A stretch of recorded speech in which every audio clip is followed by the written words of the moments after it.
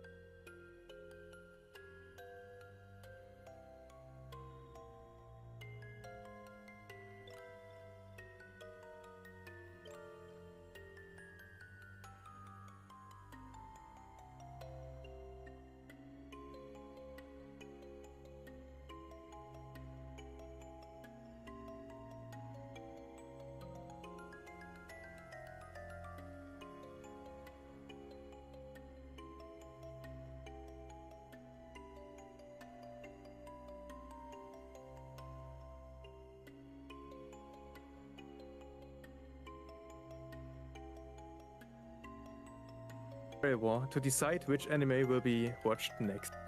Today, I summoned my servant of the Yepper class, Muru, as we talk and take a deep dive into Fate's Strange Night. Strange Night? Fate's Day Night, Unlimited Date Works. And with that, I welcome the host, enter the credits, and my co-host, Lily Fernwelt, and our special guest of today, Muru Mao. Links will be in the description, I hope. They should be in the descriptions. Today we got a big episode again, because this will be a entire show actually that we review, and not just like a season. So I think with that we can get into it, right? Okay, before we start talking about Fate, there are two people here that love Fate. So, but I have brought protection for me and Lily. So we are going to have some protection because we are talking about Fate. Transition's a little slow, but Lily, if you want to kind of go through your criteria, and we'll start with, you can ask Mumuru about what she thinks about some of the questions that we usually go over first. Sure. So we were talking before the show about half of us really love this, half of us really are kind of iffy on it. So we thought maybe we'd go back and forth with like one positive and one negative. So we could go first Muru and then me and then Torst and then credits, if that sounds good to everybody. In our usual discussion. That sounds fine. Sounds awesome. Yeah, cool. Okay. So Muru, starting with you, how do you feel about the characters and the character development in Fate's Without Day Night spoilers. Unlimited Blade Works? Yeah, this is our kind of spoiler-free-ish portion of the show where we just speak about things in general. So, like, do you think the characters are good? Do you think they're relatable or interesting or entertaining? Do they develop? Do you like the relationships, etc.? I think overall with Fate's Day Night, I do enjoy the relationships and the characters, because you get characters that have a different spin on mythological stories, and if you're a fan of history, it's very interesting to see that play out and the sense of like what the story is altogether. And I enjoy it being a story of characters that are either going through survivor, what is it when you don't think you should have survived a Survivor's traumatic guilt. event. Yeah, survivor's guilt. And Yeah. people having to mature earlier. Stuff like that. Like sort of like a very early coming of age story, even though it's like beyond from circumstances beyond what they can control. Okay, cool. Yeah, so my overall thoughts on the characters are like they're pretty good. I do enjoy the main two characters, Kosaka and Shiro Emiya.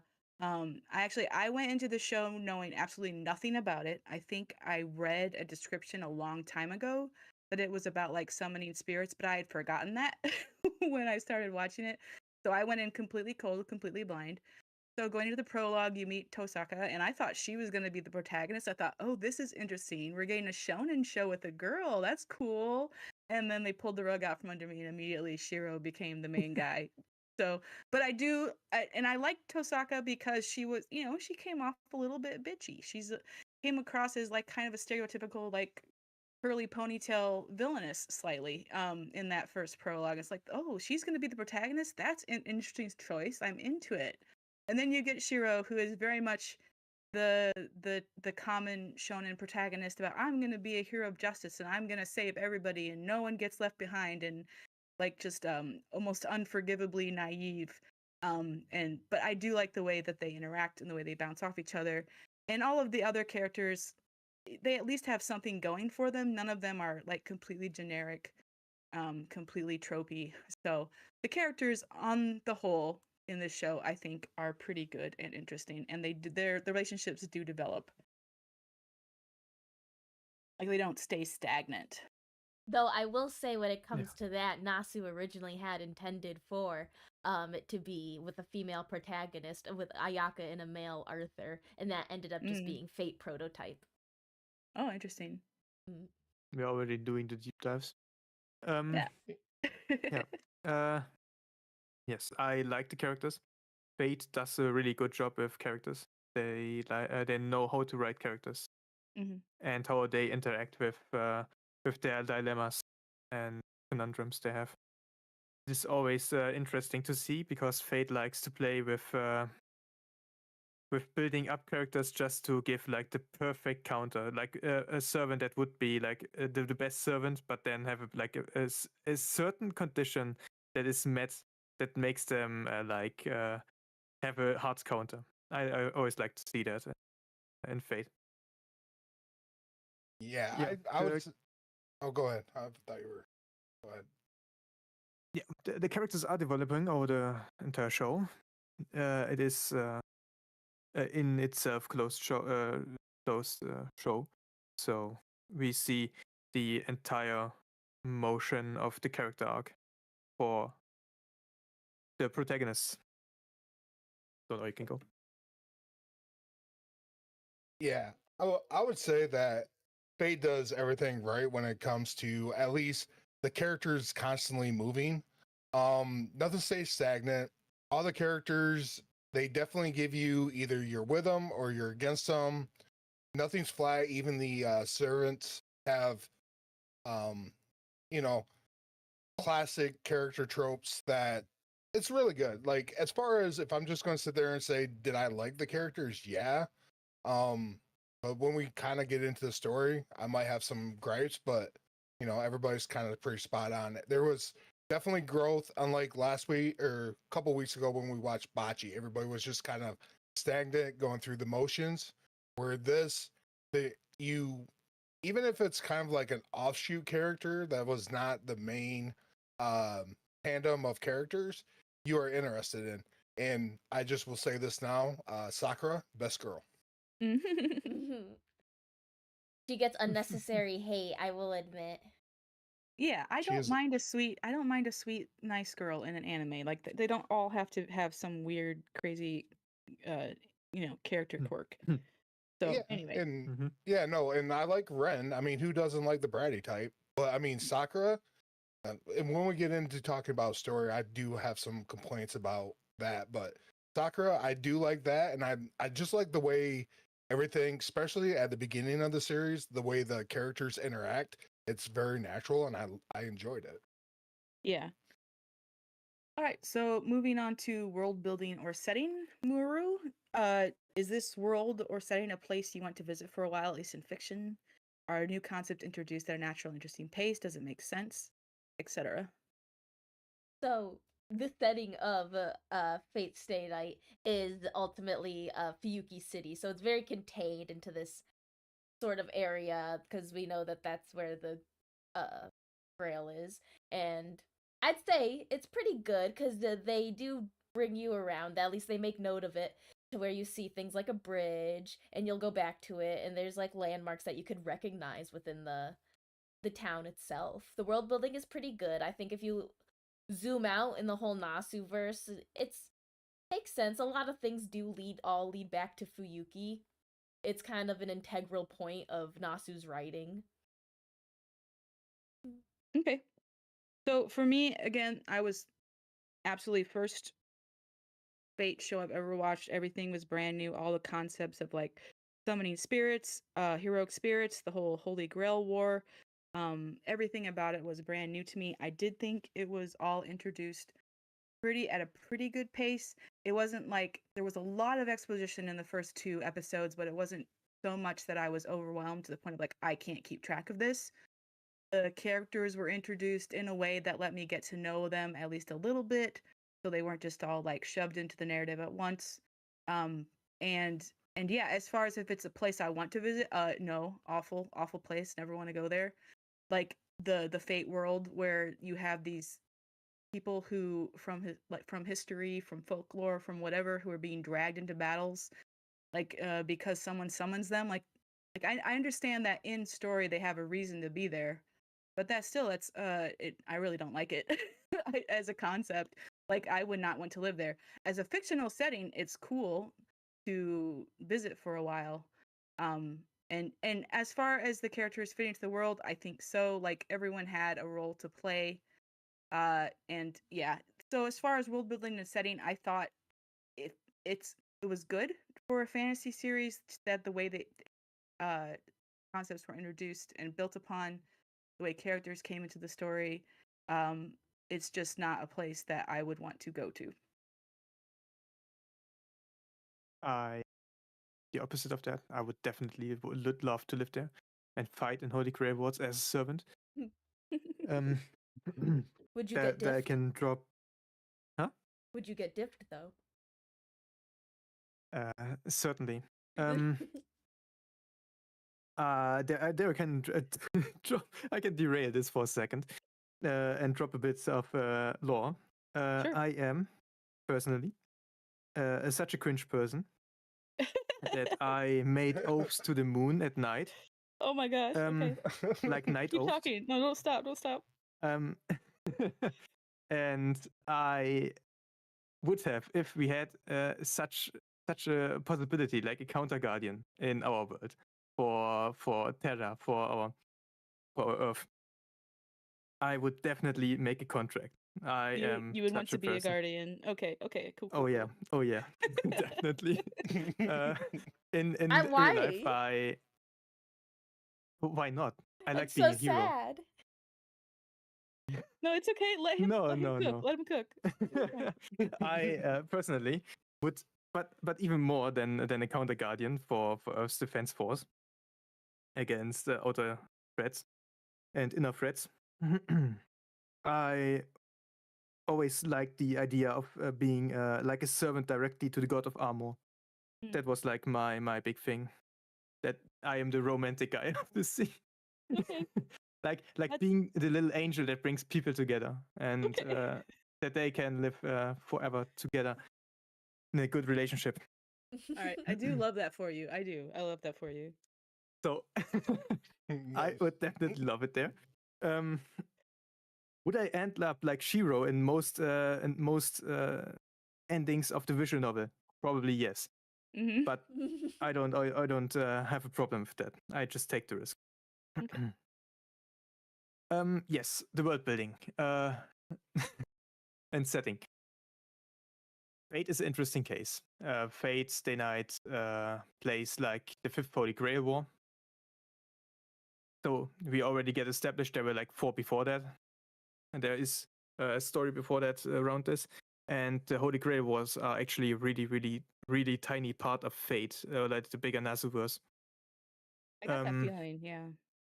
Yeah, they are actually, but like for Fate, they are like the entire franchise.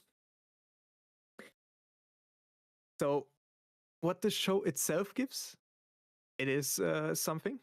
It establishes its rules, and then we get Rule Breaker, which is also a Fate staple. Establishing rules just to break them, which is, I think, in Fate brilliantly done most of the time. They're like subverting expectations. Yeah, for sure. But it's in itself logical. it does keep its inner logic, even if we don't have the inner logic with the show yet. Like they're like a Muru as said in the bigger Nasuverse, there is way more stuff, and it explains way more, especially about the magic, about mages and their societies, about the church and what they do. Yeah. It's just kind of hard but because how he writes it, there's just so much time between Nasu's writings. yeah. So as the show, it is, I think, it is a good way to start into a Fate. Yeah, it is. It Yes. is pretty much a build up for the world, just as Fate start is. So, 2 credits. Okay, so I'm gonna, just taking the anime for itself. Would I like to go to this world? I mean, I don't know. It's very real world with rules of magic. And the thing that Fate does well, I think, at least in this show, and I'll say just since we're only talking about this 2 seasons, it does magic well. It establishes rules. It stays within the rules, besides obviously rule breaker, but like it never breaks the world itself apart. So everything kind of follows the logic in it. And then when there is subversion, it makes sense, like it was already said. Um, so as far as like world building and all that stuff, I think it does it really well. It don't overwhelm you, and it's nice when you go into episode 1, you have no hand holding, and you're like, oh, this is kind of interesting. What's this about? And then they slowly introduce all that stuff to you, because basically you're the self insert of the protagonist for the story. So to me, I think as a world, it's pretty good. It doesn't as a world building, it's does well. The only problem I start having is with the actual story being told, because sometimes it feels like it gets folded into itself, but everything as far as itself is pretty well established and it's really good. So yeah, I think the world itself is good. Oh, I forgot. I didn't answer when I answered as to if I want to visit the world. If I was just living as someone who wasn't a mage, I would say yeah, because I probably wouldn't know anything that's going on. But if I was a mage, nah, I wouldn't want to be in the Nasuverse. That's not a nice life. Yeah, No. that's fair. No, trues. All right, so moving on to plot and story, Muro, do you feel like we're just sticking to this season. So is there something in Fate Stay Unlimited Blade Works that you felt there was something to grab your interest right away, and then does it continue to hold that interest? Do the character decisions make sense based on the information they have? Does the logic of the world hold together with the happenings in the plot? Is it well placed, or does the story drag, etc.? And you don't have to answer every question. These are just like how we try to think about things.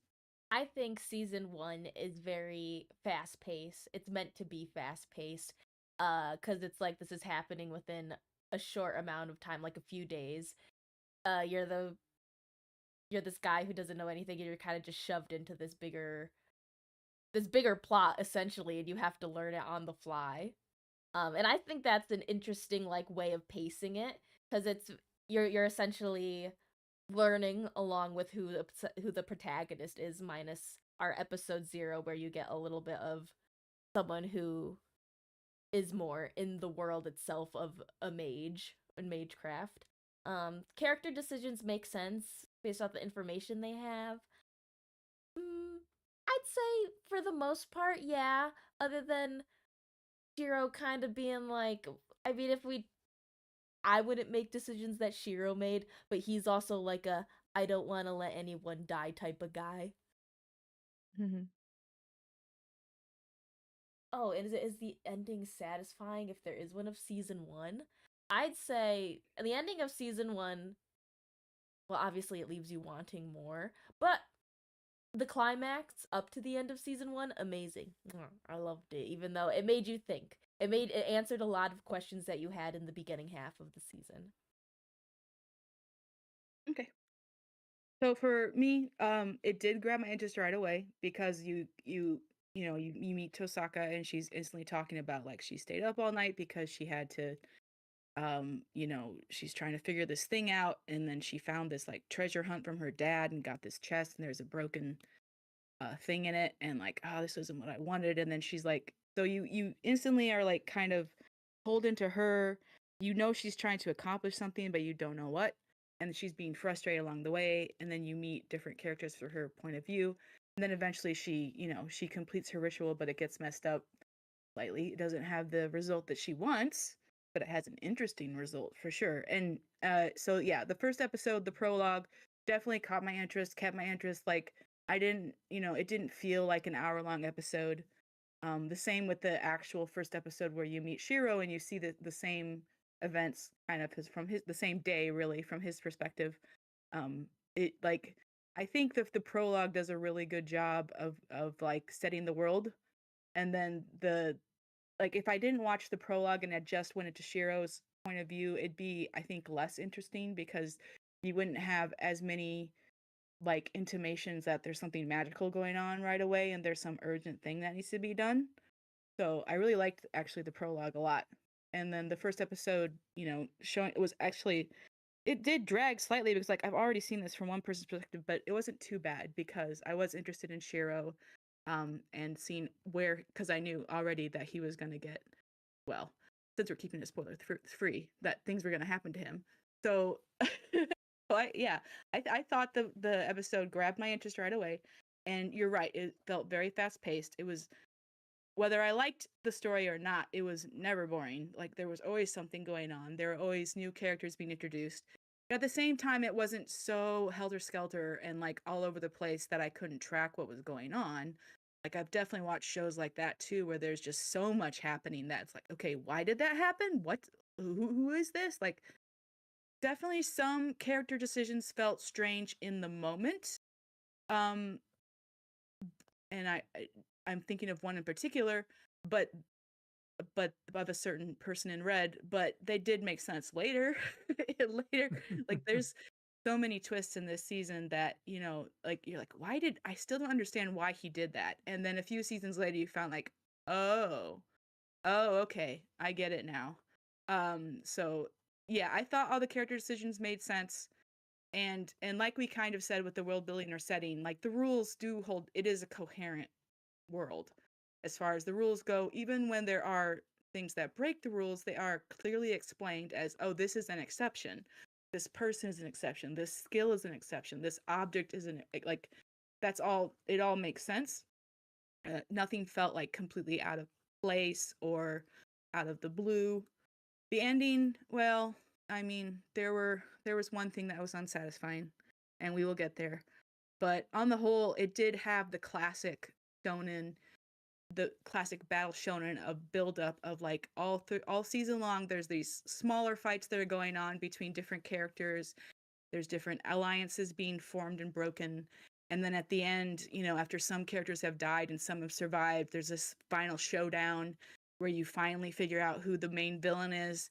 And then you fight the main villain, and the main villain is trying to get something. Everyone else is trying to stop the main villain. Like that was a very classic plot structure through the entire season, and it did work well. The final climax to the battle itself was satisfying.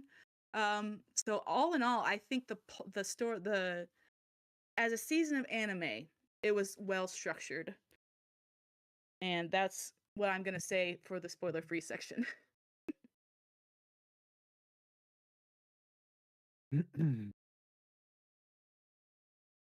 It was something.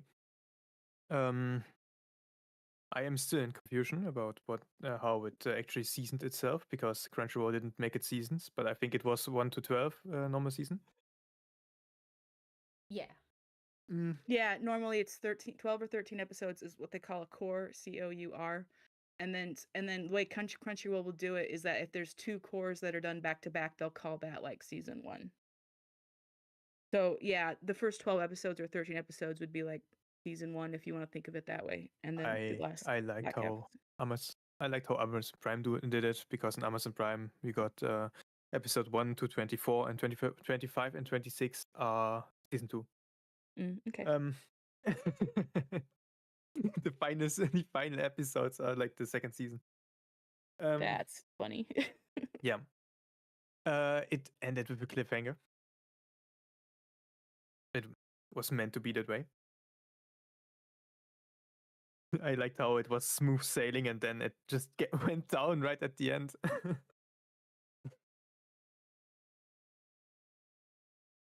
But I liked it. I think, yeah, first and second season are a complete story. It worked really well, in my opinion. Wait, no one hears anything on my stream. What? Oh, it happened. The tech boomerisms are starting. You don't hear nothing? You don't hear us talking? Wait. At least I had the Rookie other mistake. voices talking.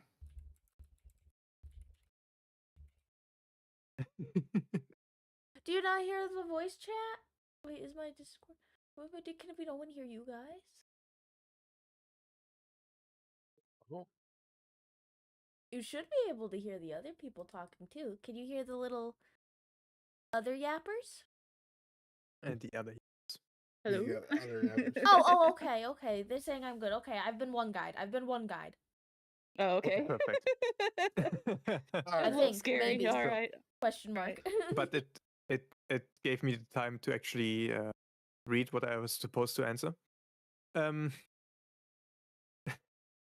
No, Fate did it really well with the attention grabbing, in my opinion, because they like to do what a shonen is supposed to do in the beginning, even though they are not really a shonen. They gave a bit of word building, then they gave a bit of action and what you're like expecting of action in the show, and some character building in the beginning. That's the 1 hour episodes. That's also what other shows do, like Rising of the Shiro, for example. I think these pilot episodes do that pretty well, and this one did as well. And it did keep at least if you are interested in where this foolish idealist Shiro goes in this world, where you learn that mages are always the best people with the best interests of humanity in mind. To be spoiler free. Yeah. I think. Yeah, go ahead, Credit. Sorry. Yeah, no, so I am so I do like the story for what it is. I did have some problems where sometimes the characters really seem like, I want to say they go back to themselves. I was just waiting for the other motivation that never really popped up, or like an explanation why a character made a decision. And like later down on the road you kind of see it, but don't actually kind of make sense. And maybe I just don't feel like it makes sense, because if this character's one way, would he actually, seems like when we get into the spoilers, it just seems like at some points it kind of folds where the decisions the character's making at the time, you see how this person will carry on or help out, and then you get into what, towards the end of the first season, well then things have got to change, or they decide to do something else. Then you also have one character that should have had the most gruesome, horrifying death, and that was given to like kind of somebody else that probably didn't deserve it. So like I said, did this grab my attention at the beginning of it? Yeah, because I mean, and I was the one that made the mistake because of where I watched it. I didn't get to watch episode 0 until I finished the series. Then I watched episode 0 because it was called an OVA. Then I watched that. So I actually the numbskull that I did watch from um episode 1. And Ah. so that's kind of why when I was getting led into it, I felt like there was no hand holding, and it kind of still made sense to me. And a lot of the stuff I did like, I think, as far as story and characters go, I kind of really feel the romantic element wasn't the chemistry was there, but not really. Like there could have been more done to that, so it had me lacking in that part. And it did have some good fan service because Ren, obviously, in season 2, she was looking pretty spiffy. Um, but all in all, as far as the story goes, like yeah, it's serviceable. But if you ask me, do I want to sit and watch Fate Stay Night for a second time after watching it for this? I probably want to pick it back up. All right, fair enough. Okay, art and animation. Muru, how did you feel about the art and animation in this season? Did you like the style? Did you feel like the budget was spent well? Are the character designs appealing? What is it? Who did this season? I mean, I It's enjoyed. affordable. Yeah, Oh, it it's is affordable. affordable. Yeah. Well, it's better than Studio Dean, I'll tell you that. That one, I didn't enjoy the animation for this one. I mean, it's kind of a staple. I feel like this is one that like Ufotable kind of got its name for at the beginning stages of it. It's what made it a little bit of the animation studio that it is today. Kind of made a lot of money off of it too, I'm pretty sure. I did Are the not know that, but that makes sense. Yeah. ahead. When it comes to like are the characters well designed and appealing, I'd say the character designs are appealing.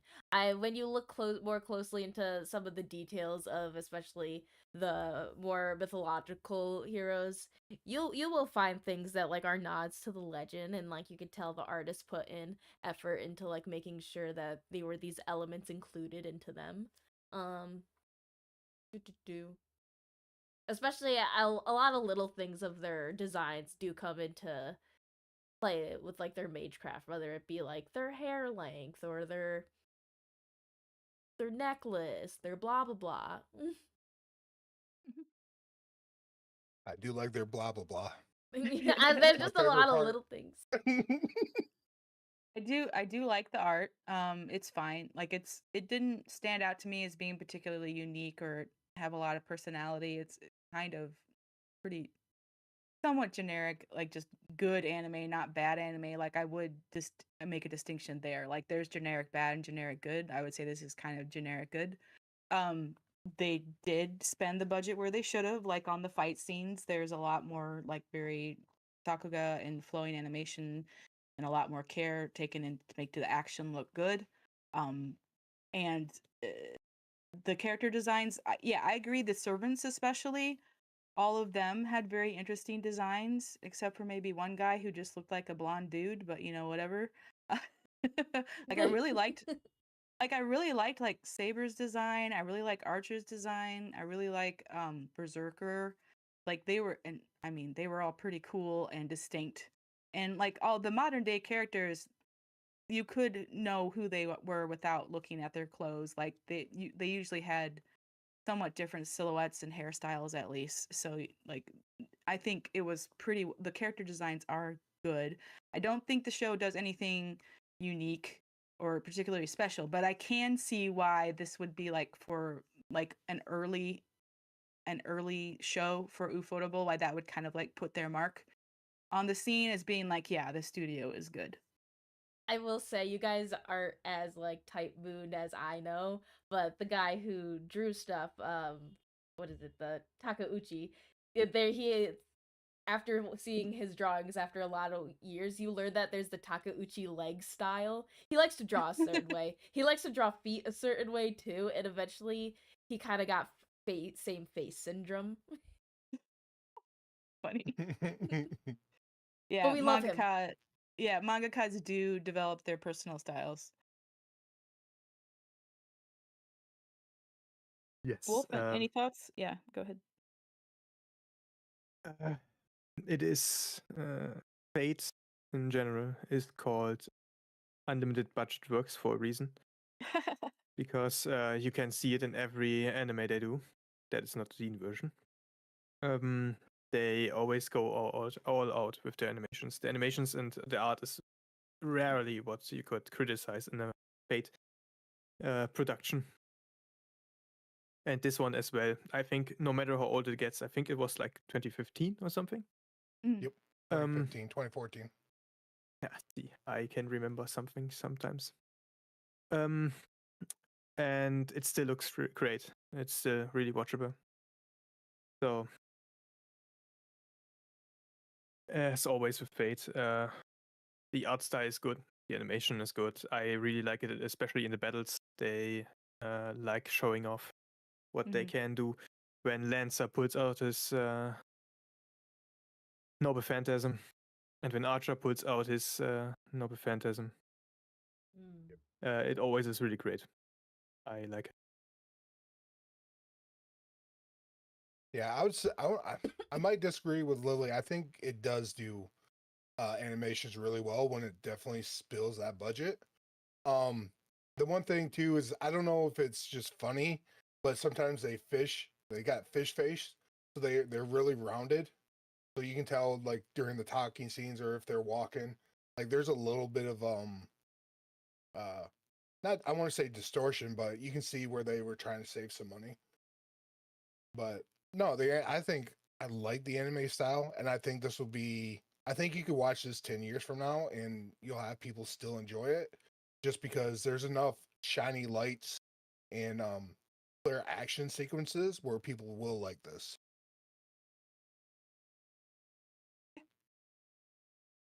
Very fair. All right.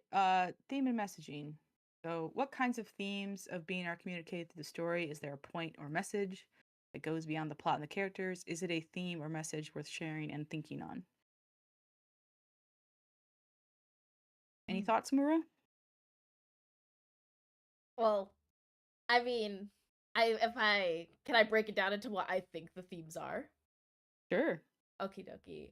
I'd say a big theme of Fate Stay Night is the idea of like conquering yourself and like try to like break out of a fate that you don't want to be, like that you don't want to like succumb to. An idea there's this iconic idea of like which I think is a wonderful, I don't know, like brain philosophy or ideas, like what it takes to actually be a hero. What does it mean to want to save people? And that's always kind of what brought me into the main protagonist of this one. I don't know, it's just like a really interesting thing given what Fate is as a whole or what the story talks about, which I can't get into until we actually start about the episodes. Mhm. Oh wait, let me actually read what other things you have on here. Themes being communicated in the story. Is there a message? Yeah, it's pretty simple questions, and Okay. you can go as deep or as light as you want. No, I feel like my biggest one, like the one that I had the depth to talk about, is just like the idea of conquering oneself. I mean, there's smaller ones, like the idea of like hubris when it comes to like side characters, or well, not really side characters, bigger characters, but I just kind of think of main character, orange haired boy. Mhm. Mhm. Okay, so one big theme that I saw a lot in the story, and I agree, there's a lot about like why do you fight? There's a lot.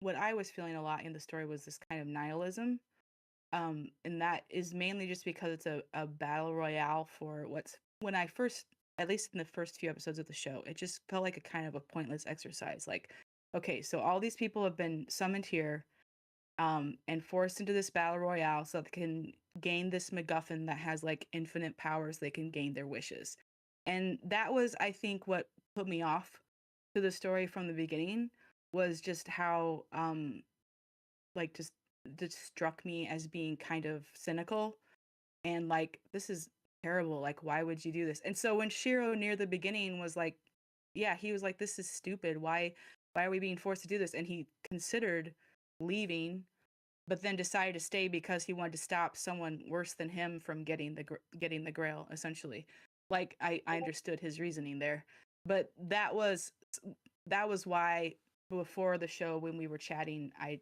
said that this. So I the whole season or 2 seasons that I was watching this, I was fighting with myself thinking, is this actually deep or is it just kind of fake deep? Like, is it edgy for the sake of being edgy or does it actually have something interesting to say? And I'm not sure if I have an answer to that question. It felt to me similar to how I felt when I was watching Death Note. Like, here's an anime that is like it's meant to be kind of um weird and dark for the sake of being dark, and that's not necessarily, I'm not saying this is a bad thing. I'm saying this is how it felt to me. It's like this is not really something that I enjoy experiencing, so it was not fun for me to watch because for those reasons, because like the entire goal was just a search for power, and the protagonist, the guy I related to the most, Shiro, was searching power to keep it away from people who would do bad things with it, essentially, which is a worthy goal, but like it's not usually the kind of story that I enjoy seeking out and, like on purpose. So that was a theme that I saw a lot. I did also see a lot of like the, Shiro like discovering his path and choosing why he would fight. That was definitely interesting in later episodes. Um, but yeah, that's the theme that really like made it difficult for me to watch the show was this kind of cynical reach for power where you're forcing people to kill each other. And it is explained why later, but still.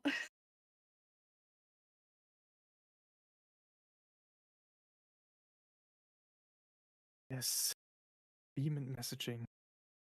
I always like hate messaging. That's messages, as the archer class is truly made out of archers, and people die if they get killed. But especially in this one, it has a strong theme of heroism for Shiro. Shiro has to ask himself the question of what it means to be a hero. That's what pretty much the roots are, actually. Yes, he gets per root another girl, but if you look at it closely, it actually shows different kinds of being a hero. From selfless to selfish. From there was another scale that I forgot. He does also move from being helpless to powerful. Yeah, that is his character journey as he participates in a battle. It is a bit like in One Piece, when in the later seasons where you get stronger if you fight stronger enemies.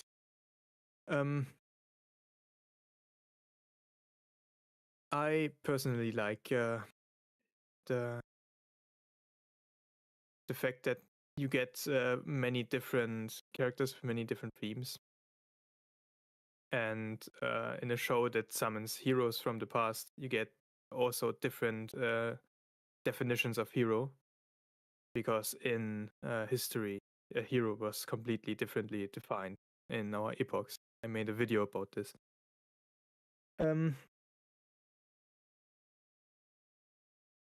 Yeah. I don't think I can say more without getting deeper into it. Yeah. Yeah. All right. As far as for me, I guess, yeah, I can understand how, and I think we're kind of displaying that with Fate. You could see different themes throughout. I don't think it congeals to one particular type of theme, and I think a lot of people can grasp at different things they were trying to do. And I'm not 100% sure they did anything 100% well. And maybe, and it might have just been my personal take. Like for me, just watching Shiro's like progress from being somebody who's overcompensating to somebody who's learning to fight on their own. So that character progression may be the theme that I kind of latched on to, and that at some point I liked, and at some points he just felt very stagnant, and like we've already like done this before. Like you need to take that next step, and sometimes it feels like he's kind of stuck in the middle there. Um, there's like I said, I think at some points, especially when we go through the episodes, we can probably talk on it, and it might have been something that maybe I missed on, but I, there's stuff in here I like. There's stuff that I think was drawn out. There's stuff I would have liked them to spend more time on. Like there's really good stuff in here, but I don't think anything's been flushed out to where it could be. And I think that's why maybe it's better as a story to be in a light novel than it was in the anime. Because I think maybe, you know, given what they were trying to do, they were trying to do it for a certain type of crowd, and they didn't flush the story 100% out where it needs to be. In the visual novel, it does kind of force you to go through the Saber route, which is essentially the 2007 Studio Dean anime, and then you get to play what is the route, which is the anime we're talking about today. Okay. Okay. Yeah. So, you know, and being somebody that's new to Fate, it's like I this is definitely better than as far as I remember when we talked about Bocce the Rock. I do like a lot of stuff in here. I just wish it would have cooked a little bit better in the anime. I'm not saying this is a bad anime, don't get me wrong. I just wish the story would have cooked because character decisions and the way characters move in this sometimes seem not correct because sometimes we've had these conversations and then it changes. So I'll leave it at that. Okay. All right, we will definitely talk about this more as we get into the show, but let's go ahead and just give our like overall general rating recommendation. Like out of 10, Maru, like you can tell us how you would rate this on your personal level and then like who you might recommend it to. Uh, well, I have hindsight bias as someone who's been deep in the Nasuverse, so I personally love Fate Unlimited Blade Works. I did watch it I think I watched it in the correct order the first time, but I've always been infatuated with the story of Shiro Emiya and just like the Holy Grail War itself. So I recommend it to everyone. Though when I recommend it, I usually tell you the watch order before just going into Unlimited Blade Works. That's very fair. Sure. So what would you give it out of 10? Oh, out of 10. Oh, sorry. And You can say whatever you want. Like It's this a is your- 9.5 out of 10 for me. That I just 9.5. it's not Okay. a 10 out of 10. It's not a 10 out of 10 for me. Okay. Okay. Go with your That's heart. cool. Yeah, that's fine. Yeah, this is about your personal enjoyment Yep. level. So for me personally, look, I completely recognize why this is a popular series and why you would rate it 9.5. For me, on a personal level, it's a 6. And that's just because I don't like the story. I don't like I don't like battle royales. I don't like stories where like people are just there to kill each other. That is me personally. Who I would still recommend it to other people. Like if I know they're into like darker stuff, more complicated worlds, if they like this kind of fantasy world building where there's a lot of like philosophical dilemmas that are brought up, whether they're discussed in full or not, whether or not these philosophical discussions are fully cooked is one thing, but some people just like thinking about that kind of stuff. And yeah, and if you like dark stories where there's a thread of heroism, where there's a little point of light where people are trying to fight the system, then you would enjoy this story. So there are people I would say, yeah, I think you would like this. For me personally, I just don't. It's not my cup of tea. Yeah. Also, if you guys have my stream open, we have people commenting on your guys' ratings there. That's fine. That's It's fine. very fun. No, I just don't know if you guys want to see too of people yapping with us. I don't know how you guys is it more podcast or do you guys interact with people too that are yapping? Well, we haven't had No. many interactions so far, but I'm totally cool with responding to people's opinions. Yeah. Well, let's Well, go ahead there- and let's yeah. have Wolf and Credits give their ratings, and then we can like answer chats. Yes. Yeah. In the scope of Fate creations, it is for me a 9 out of 10. There are 2 or 3 more Fates that I would rate higher, but one is just personal favor. It is not a better show actually, but with a better story. It's just like my personal bias. But overall, I think this is, in the general anime sense, a solid 8 or 9, 10 for me. Oh, all right. Like I said, the story, this ain't it, Chief. Um, like I said, there's a lot of great things in here. It's definitely undercooked, and there's a lot in this. This anime does not shy away from exposition, but when it comes to like themes and overarching stuff, there's stuff there, and people can pick up on certain things, but it never carries through all 26 episodes. It picks stuff up, it drops it off. Is it beautiful? Is the animation and stuff there? Yeah. Like that's where I think this is more um what do I want to say? Spectacular? What's the word? Anyway, it's more of the animations. Like you could just mute this thing and just watch the animations and you'll have a good time because there's a lot of really cool stuff in it. But at the same time, a bit undercooked as far as story.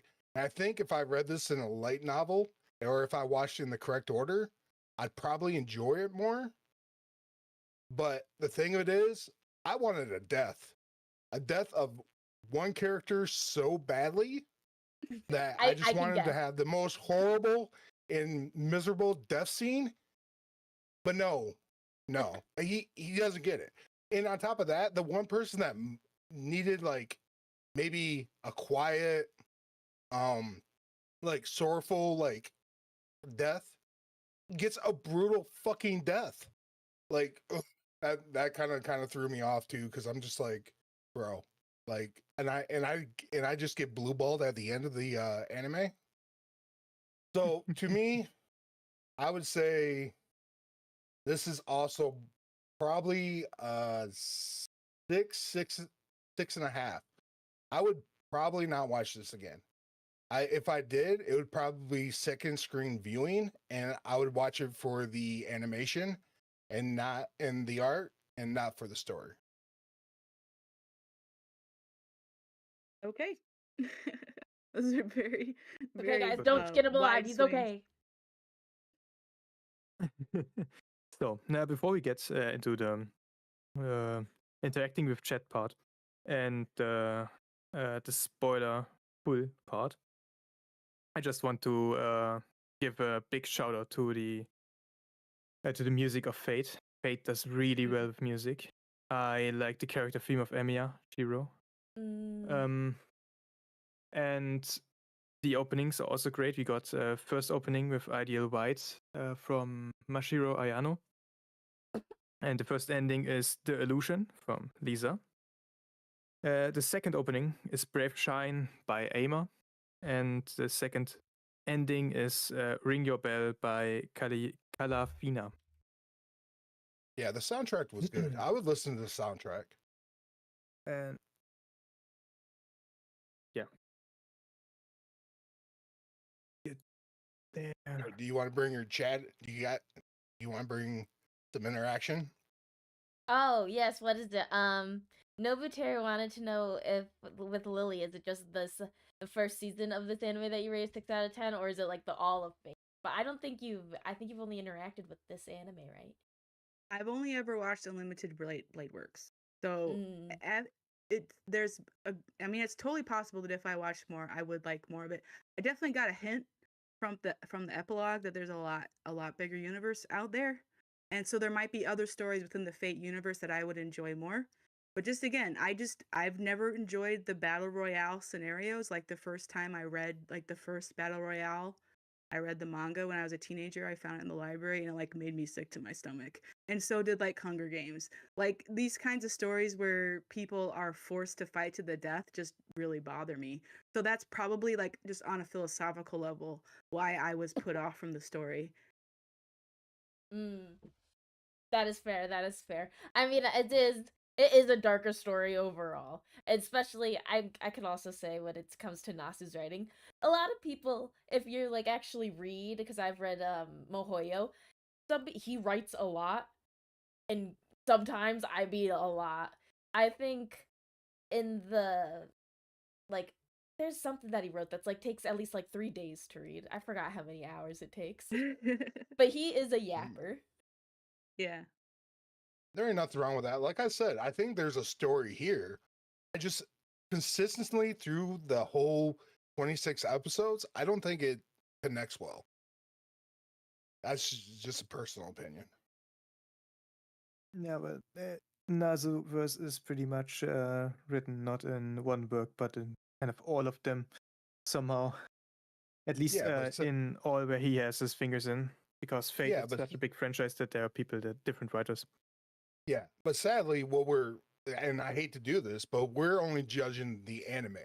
We can't go back and say you should have watched this first to make this anime better. It's this anime. So I mean, I think if I would have got a watch order, it probably would have helped. But we can't do that. Yeah, well, and I mean, I do think it was a good introduction to from what Wolf has been saying. It does sound like this was a good introduction to the Fate kind of universe Mhm. as a whole, like the way the system kind of works. And Muru did say that a lot of the series is actually focused on the Holy Grail Wars. So Mhm.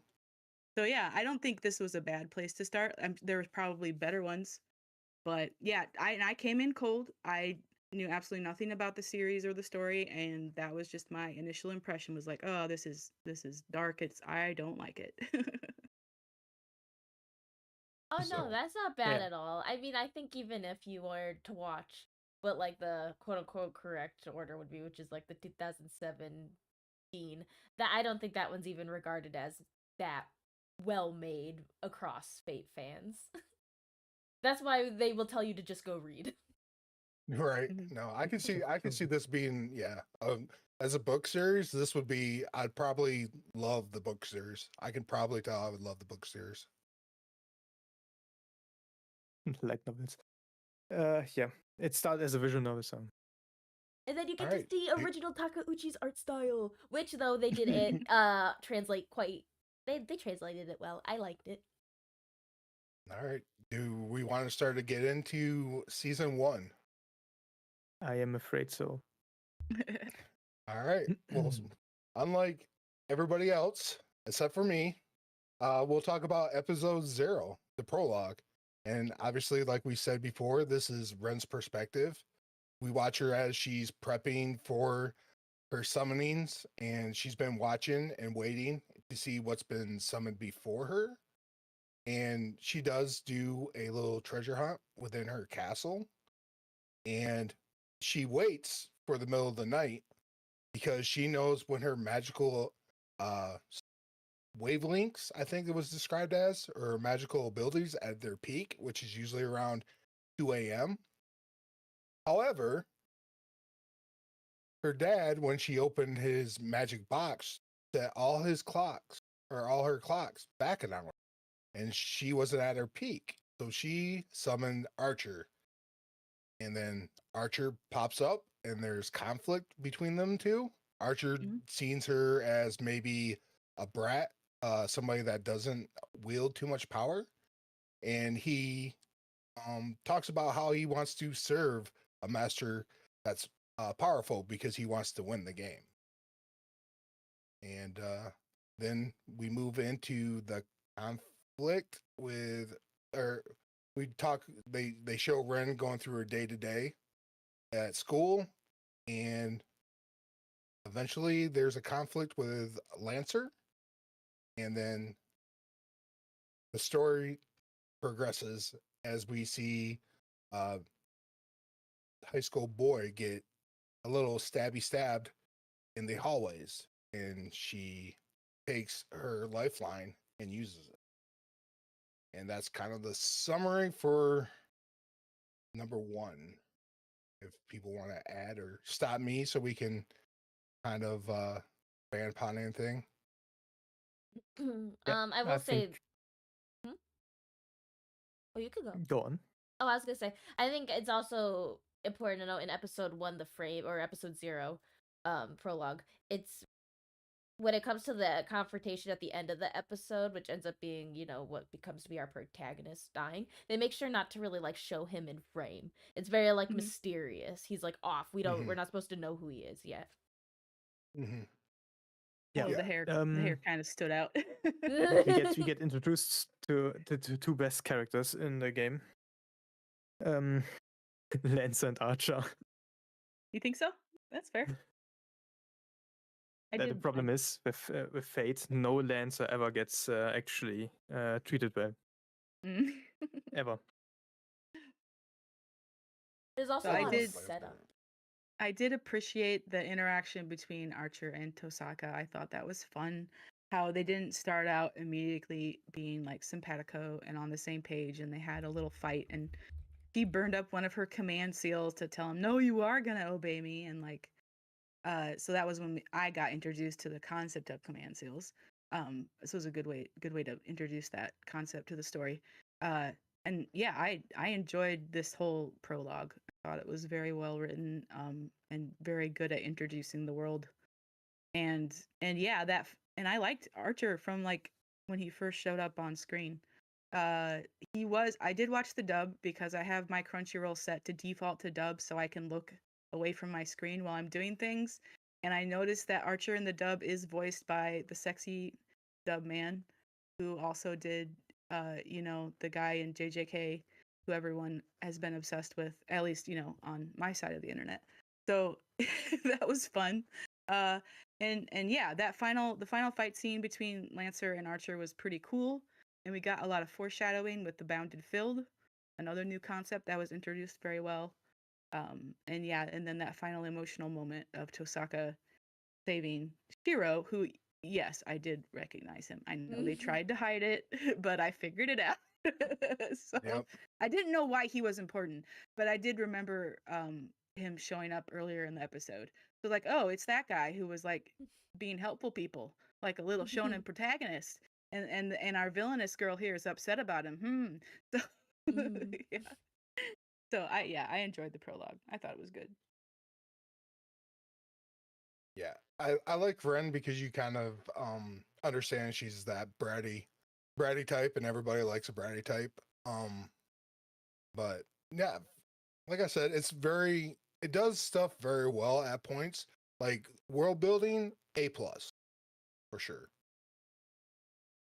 I think you also quickly learn about Tosaka is that she's not necessarily as integrated into mage society as like others are. She gets a call like telling her to hurry up from that random man, which we learned who he is later. She it's obviously like Archer chastising Rin or whatever when there is like what ends up being Shiro getting killed because the rules of the war are leave no witnesses, and she goes to save him. She's obviously going against what she's been taught to do as a mage. Yep. Yeah, you can tell she's a rebel right away because she's like, I'm Also- gonna do things my way. Yeah. Every route starts with different things besides the labor route, which describes how the characters actually, or the love interest in this route they are taking, which shows that they have feelings already, like pre-establishing that there are some certain feelings there. With this route, it's episode 0 with Rin, and with her being upset about him being killed. And then, for example, the Heaven's Sphere route, it's Sakura and how she got where she is, why she is cooking with Shiro in his home. You don't see that in this route at all. Why Sakura is doing Sakura things. Yeah. So that's Yeah. the episode 0 of this show. Yep. Pre-establishing So- the relationship. yeah, you get to see Ren's like, and like I said, with the interest part, like since I didn't watch the prologue until after the series, maybe that's why I felt more that the romance in this series was rushed, is because I didn't see this. But that's neither here nor there. So I guess, but moving on to episode 1, A Winter's Day, A Fateful Night. And this is when we take Shiro's point of view, showing his ordinary life and showing him like in the garage doing something. You don't know really what. At least I didn't when I first watched this, because obviously this is what I started with. And when he acts, then it shifts over to him when he's in his normal life. And I think that's when we see Sakura and the teacher at his house, right? Cooking? Fujime, yeah. Yeah, Fujime. Yeah. And what's interesting is Sakura's doing all the cooking. You know, this is another thing I'll point out later in the season. But Sakura's, taking care of Chujiro, and it shows why Sakura's best girl. Anyways, it shows him going to school, shows kind of the person he is, shows his backstory. This is when we're introduced to the Grail Wars, or no, this is where the aftermath of like some big thing that happened in the city, and he was a lone survivor.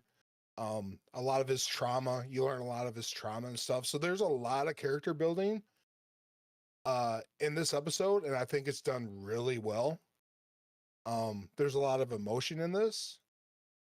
And then after kind of the backstory that we get, we show him in school, and then we actually see him get injured during the from the Lancer and the Archer battle. And then he wakes up, and is this, I'm not 100%, I might be misremembering, but towards the end, is this when he actually summons Yeah. in the first episode? Yeah. Okay, Mhm. he does. Okay, I just want to make sure, because that's the other thing too, is Ren.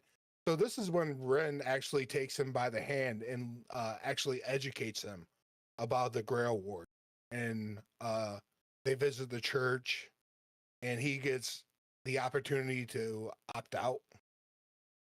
No, that's the next episode. No, going that's to the next church. one. Okay. I'm getting, yeah, it's been a couple weeks, so I apologize. So yeah, he wakes up from being healed, and then what is it? This episode I forget. ends on them like on Shiro stopping Saber from beating up Rin and Archer. Yeah, because is it because is it Lancer that comes? Well, Yeah, Lancer Yeah, does come, but he Lancer. gets scared Mhm. off.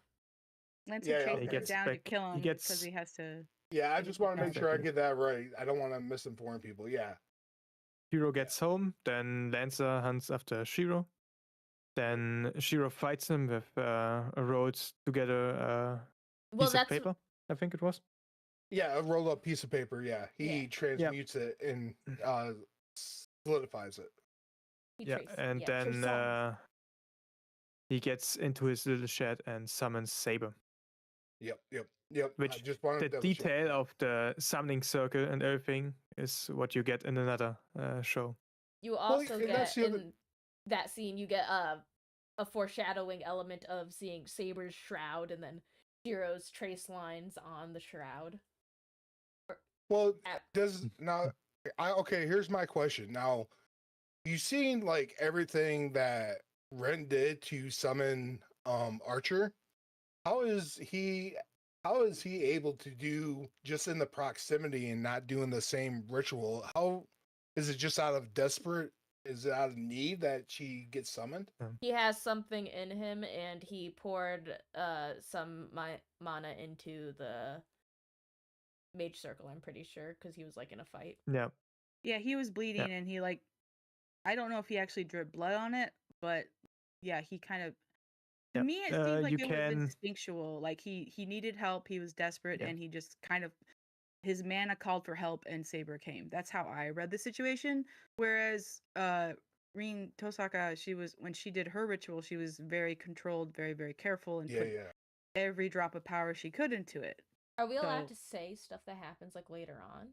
Or yeah, sure. We're in Yeah, yeah. spoilers now. Yeah, oh, we're okay, in okay. By We're the just way, kinda- guys, a spoiler no. yeah. We're just kind of going episode by episode to talk about how we felt about the story. But yeah, full spoilers now. You could talk about anything. Oh, okay. So, well, what you learn eventually is that inside Shiro is what is Artoria's the shroud for her sword, and that's kind Oh of yeah, what yeah. I remember that. intrinsically Yep, links, yep.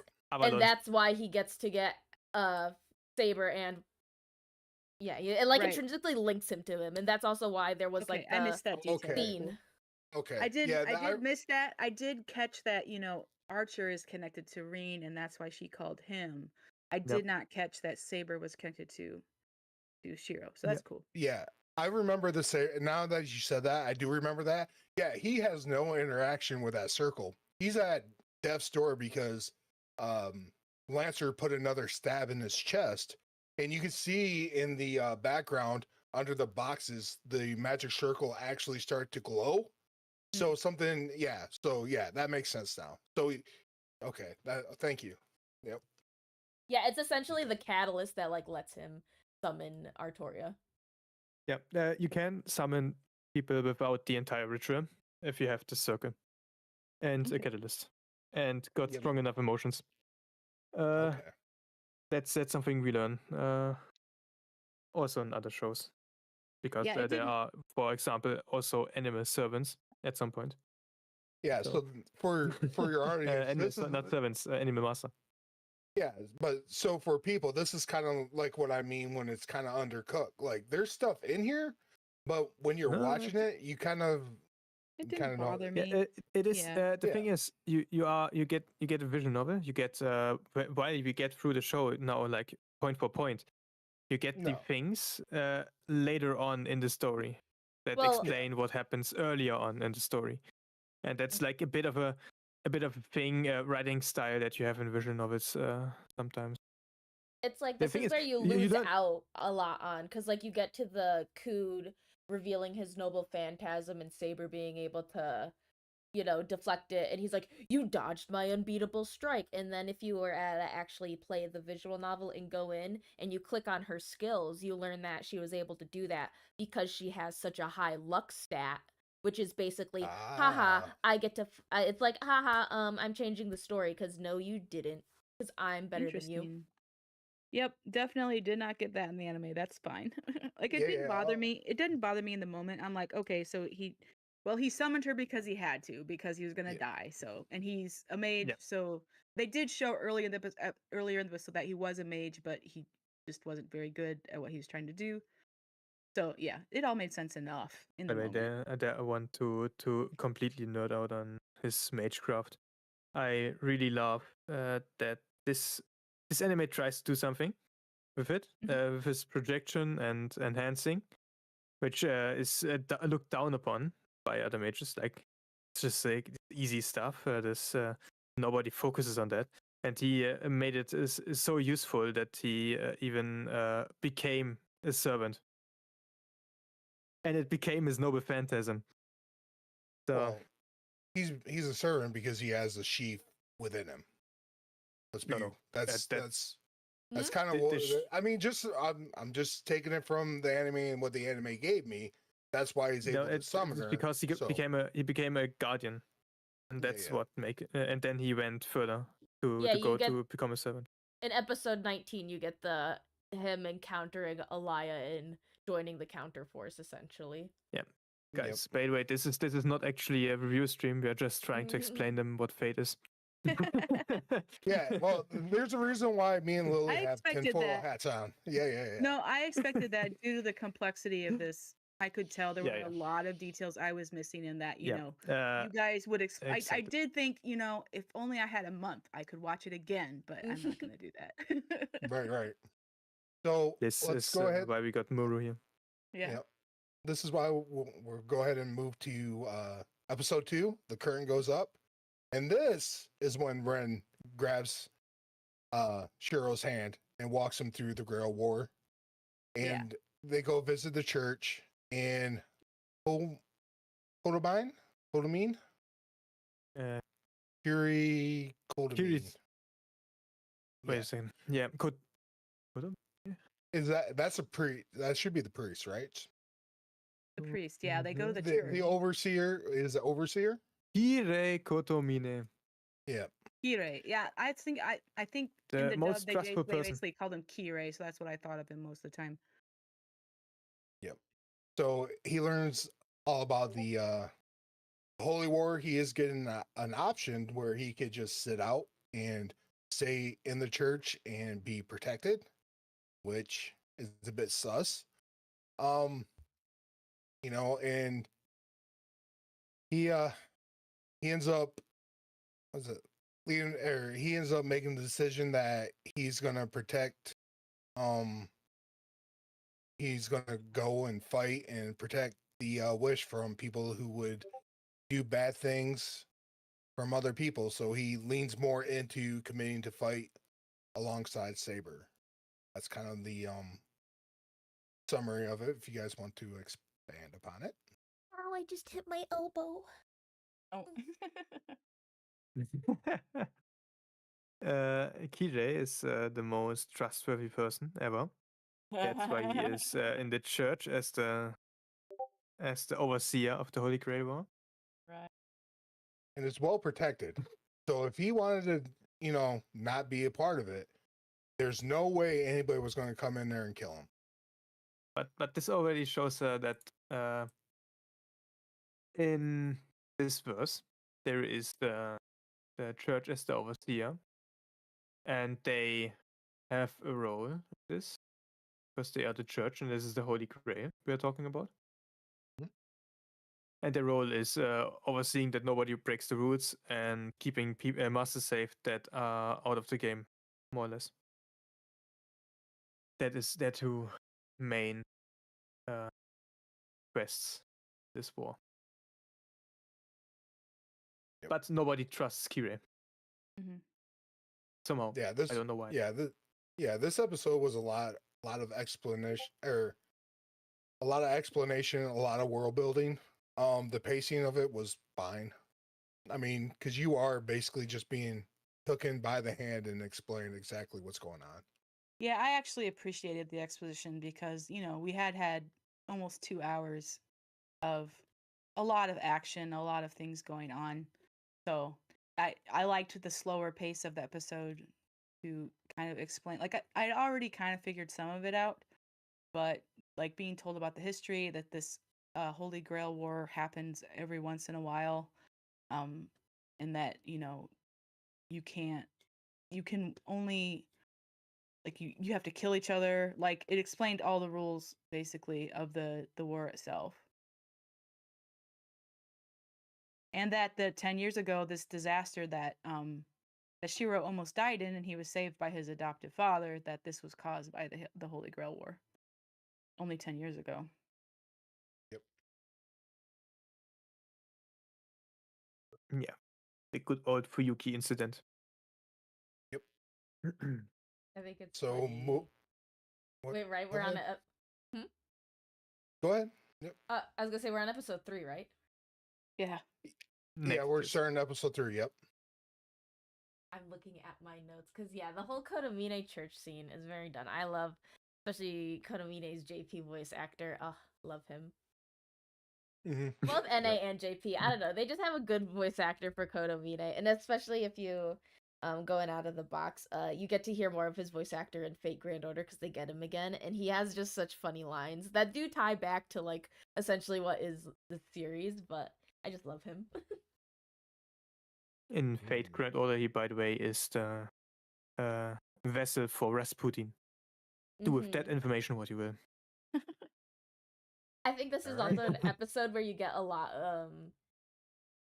a big like hint into the theme of like conquering oneself or like perseverance of ideals, because when he's leaving the church or before he leaves the church, Shiro very much like steels himself to make sure that the fire's not gonna happen. He's not gonna make sure like anyone gets hurt anymore. He wants to be better than like what like despite all odds, even though, you know, he's a novice master. By all means, he shouldn't be one to win this war. Yep. Yeah, there were definitely some big character moments in this episode, most with Shiro having, like, he definitely considered seriously, like, just firing off all his command steals and getting out of this thing because it's gross. But he decided that he needed to fight to stop someone evil from taking hold of the Grail, as apparently happened, 10 years ago, causing that disaster. This episode also has my favorite quote of all time that like made me love this series. It's the idea that Kodomine tells Shiro, and it's basically forcing him to confront like borrowed ideals or like ideals that like he doesn't fully understand himself. And it's him going, he's telling him to be a hero, you have to want a villain to exist for his or else his battles are going to mean nothing. And like, what's a hero that wants a villain? Do you like actually want, people to be saved then if you want a villain to exist? Yeah, that's a good line. Yep. Yep. And then at So, the end, moving Ilya on- pulls up. So moving on to Episode 4. 3.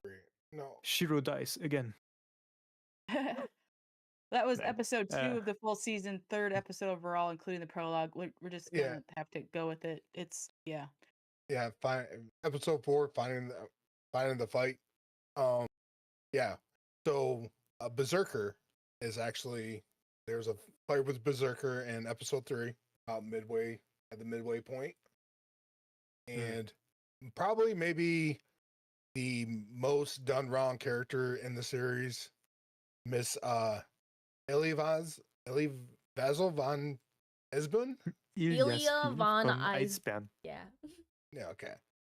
I can say that because Fate loves to use German for their yes, spells. they do. And they love to use German names. Yep. And that's And then my right up my alley. Yep. And then we see Berserker, and Berserker is over OP, very OP. Yes. Kronk. He is. He's Kronk.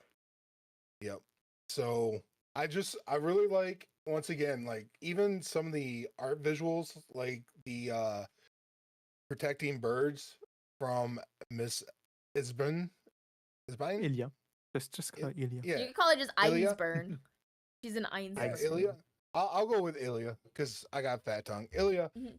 like even like there's a mage battle with her and Ren, and then you have, Saber and Berserker going at it. Everything's really done well, and the pace. Obviously, after a big exposition dump, we need to have action because we are Shojin. So, like I said, it's 3 does very well. Then yes, Shiro once again dies because he is kind of the whipping boy of this first season. We can make a fun fact here again. In the visual novel, he dies quite often if you don't pick the right choices. He is someone that in the visual novel it's easy to die. Easy to die and end up in a situation that is really bad. Like as a severed head in a jar in Ilya's mansion. But he's got It's easy to get there. Sergio's got regen, right? And that was already kind of established in episode 2 because his wound healed really quickly. Exactly. That's the thing. It establishes many things by showing, not telling, and then at the end explains it. Yeah. Why it is like that. So yeah, because in episode 4, go ahead. Yeah, it also gives like a lot of hints. Like for example, who is Archer, and stuff. We get the little hints, and you can pretty much put it together yourself before they actually explain things. Yeah, it's actually kind of rare if you don't think about it that deeply, actually. But if you actually would like watch it and take the time, it would be quite clearly visible. Also, I think this would be more sane shonen because of the themes Fate tackles are more like less for like teen boys and more for grown-ups. Yeah. Yeah. Let's continue on. Yeah, so with Shiro recovering, he begins to adjust with life with Saber. So they sit down and they start having conversations as far as how they plan on fighting the Holy Grail War. And also an alliance is proposed between Ren and Ser- between Ren and Sergio. Can't say words. Hero. Yeah, Hero. And they're trying to Ren wants to investigate the strange incidences around town. While tensions that don't make sense. Yeah. So they want to investigate all the strange phenomenons that are going in town. A lot of people are as you've seen like through episode 2 and 3, like they will cut away to like the news talking about gas leaks and different things happening throughout the city. And Ren seems to know that it's being caused by a master. Are we on episode 4 or 5? Because that's episode 5. We're on. Yes. Did I do it again? Yeah, the episode 4 ends with at the end Rin like kind of feeling herself to want to be able to kill Shiro, and then we get a flashback in the next episode, and then they get to their truce thing later on after they fight. Oh yeah, because that's at the school. I misread. I apologize. My notes are clean, but I try to cut it down because 64 pages of notes was maybe a bit much. So, apologize. Yeah. So basically, episode 4 was just Shiro and Saber having that. And Ren's, okay, I understand what I did wrong. Ren's out and about investigating what's going on, and that's when she steals her resolve to take out Shiro at school, or in at least in episode 5. So episode 5 is called Dancing After School, and that's Yes. where we get the mage fight between Shiro and Ren. Yep.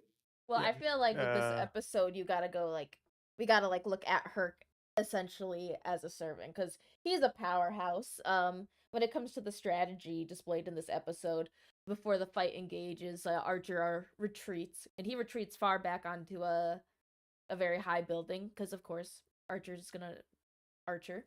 And Saber leads Herc into what is a graveyard because they quickly find out that they can't.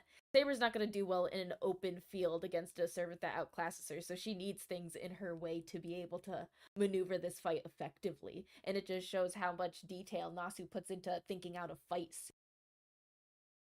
yeah.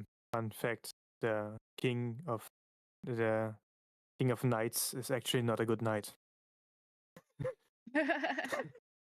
Because a thing I think Nazu underestimates is how much effort actually went into training of knights, especially later when we meet Kojiro and how he mastered his sword.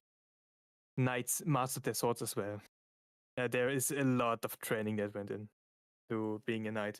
You started as a child as well with that shit. And then you got the King of Knights, and it's just like, well. But we get a lore accurate Heracles. That's something. Berserker does berserking. He Indeed. shows that he is a really, really strong fighter of his myth. Yeah, Archer's arrows by- does no damage. Yeah. And he's able to keep up with Saber with his different fighting styles. Because he, as all Greek heroes in Fate, is of course not just good with one weapon, but with hand-to-hand combat, with his weapon and with different weapons actually. But we only get this. What was it called? Something claw. Crow's claw. Crow's claw is the weapon called. But we only see him with the crow's claw, which is just a random weapon he got built from the Einspurns. Yeah. You also And it shows him really nimble. Say that again. Sorry. Yeah. It shows also that he's really nimble. When Saber puts his I just said the name, the crow's claw, into the ground, he just decides to kick her. Oh yeah, and he does his like he falls. I don't know. He like does like almost a full back bend, and then he comes back up. Yeah, he is really nimble despite his size. So, and if you look into the magecraft, when you go to like the Elia and Rin part, I always find interesting because it's the idea. Though Fate does go more into like the servants on the side. Nasu does not throw away the fundamentals of what he made of his magic system and the idea of a mage using hair and hair as something they could use as a spell, which Elia does with turning her hair into birds, which then can be turned into swords and like have different modes. Yeah. Elias is just at that point just copycatting Emiya. What else do I have? Copycatting is also a big theme of the show. And then you also get Herc's sometimes reviving. you gotta... Yeah. The regen. I can't. Do they fully introduce like what his? They don't say what it is, but they make it Not in evident the that he beginning. has more lives than one. Oh yeah, right. Berserker. Yep. Mm-hmm.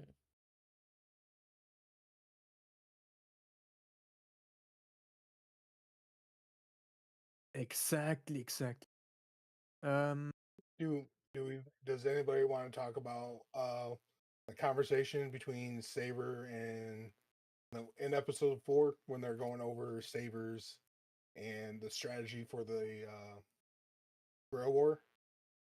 'Cause I think this is when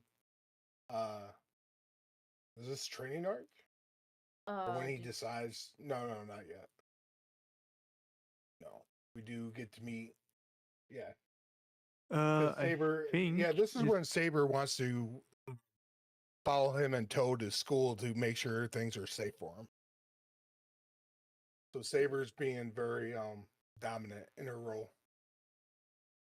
What is it? Yeah, they bring Shiro back to the or like back to where Shiro lives, and then Taiga and Fujine, they all decide that they're gonna stay over too. And then they get into like the fight at school in episode 5. Yep. Yeah, because we run into one of the teachers who Saber mistook for possibly a servant. Because she runs off and she finds a nice, grizzly, older teacher who's pretty cool. Then in 5, we get to do a little bit more because he leaves Saber at home so we don't have another issue like he had the day before. And that's when Ren and Shujiro has their scuffle at school. Yeah. They went. The thing is, Rin tries every time to say Shiro, no, we are enemies, and then they do have a bit of a fight. She tried and then so they hard. go back. Yeah. then they go back to being friends again. Yeah, that was a weird. Watching that episode was a little weird for me as a first time viewer because, like, why? Because it really seemed like she was waffling a lot. Because, like, first she was like, I knew that she saved his life.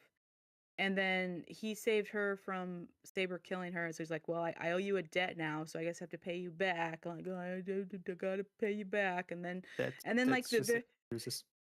and then the very next episode, he's like, I have to kill you now. But I don't think she tried very hard. So it didn't really, the character decisions there didn't make a lot of sense to me. So it kind of seemed like she was trying to force herself to be this mage to try to win this this war when she really didn't want to. But then Just, later, just to make sure. yeah, you Oh, okay, realize that continue. she has, then you find out, well, she's been in love with him this whole time. So I guess, yeah, I don't know. It was a little weird. Yeah, it's kind of a weird episode. Just to make sure that I can actually just stay up this entire night. Also, interesting thing that happened in the Berserker fight is you see Archer pull out a weapon that is not actually an arrow and shooting it, and it makes a big boom, which is Shiro Emiya's, Archer Emiya's version of a broken phantasm, where he copies a phantasm of the other hero and a heroic spirit, and it just shoots it as a arrow. But the character who this weapon belongs to is not one you will ever meet in any animated show.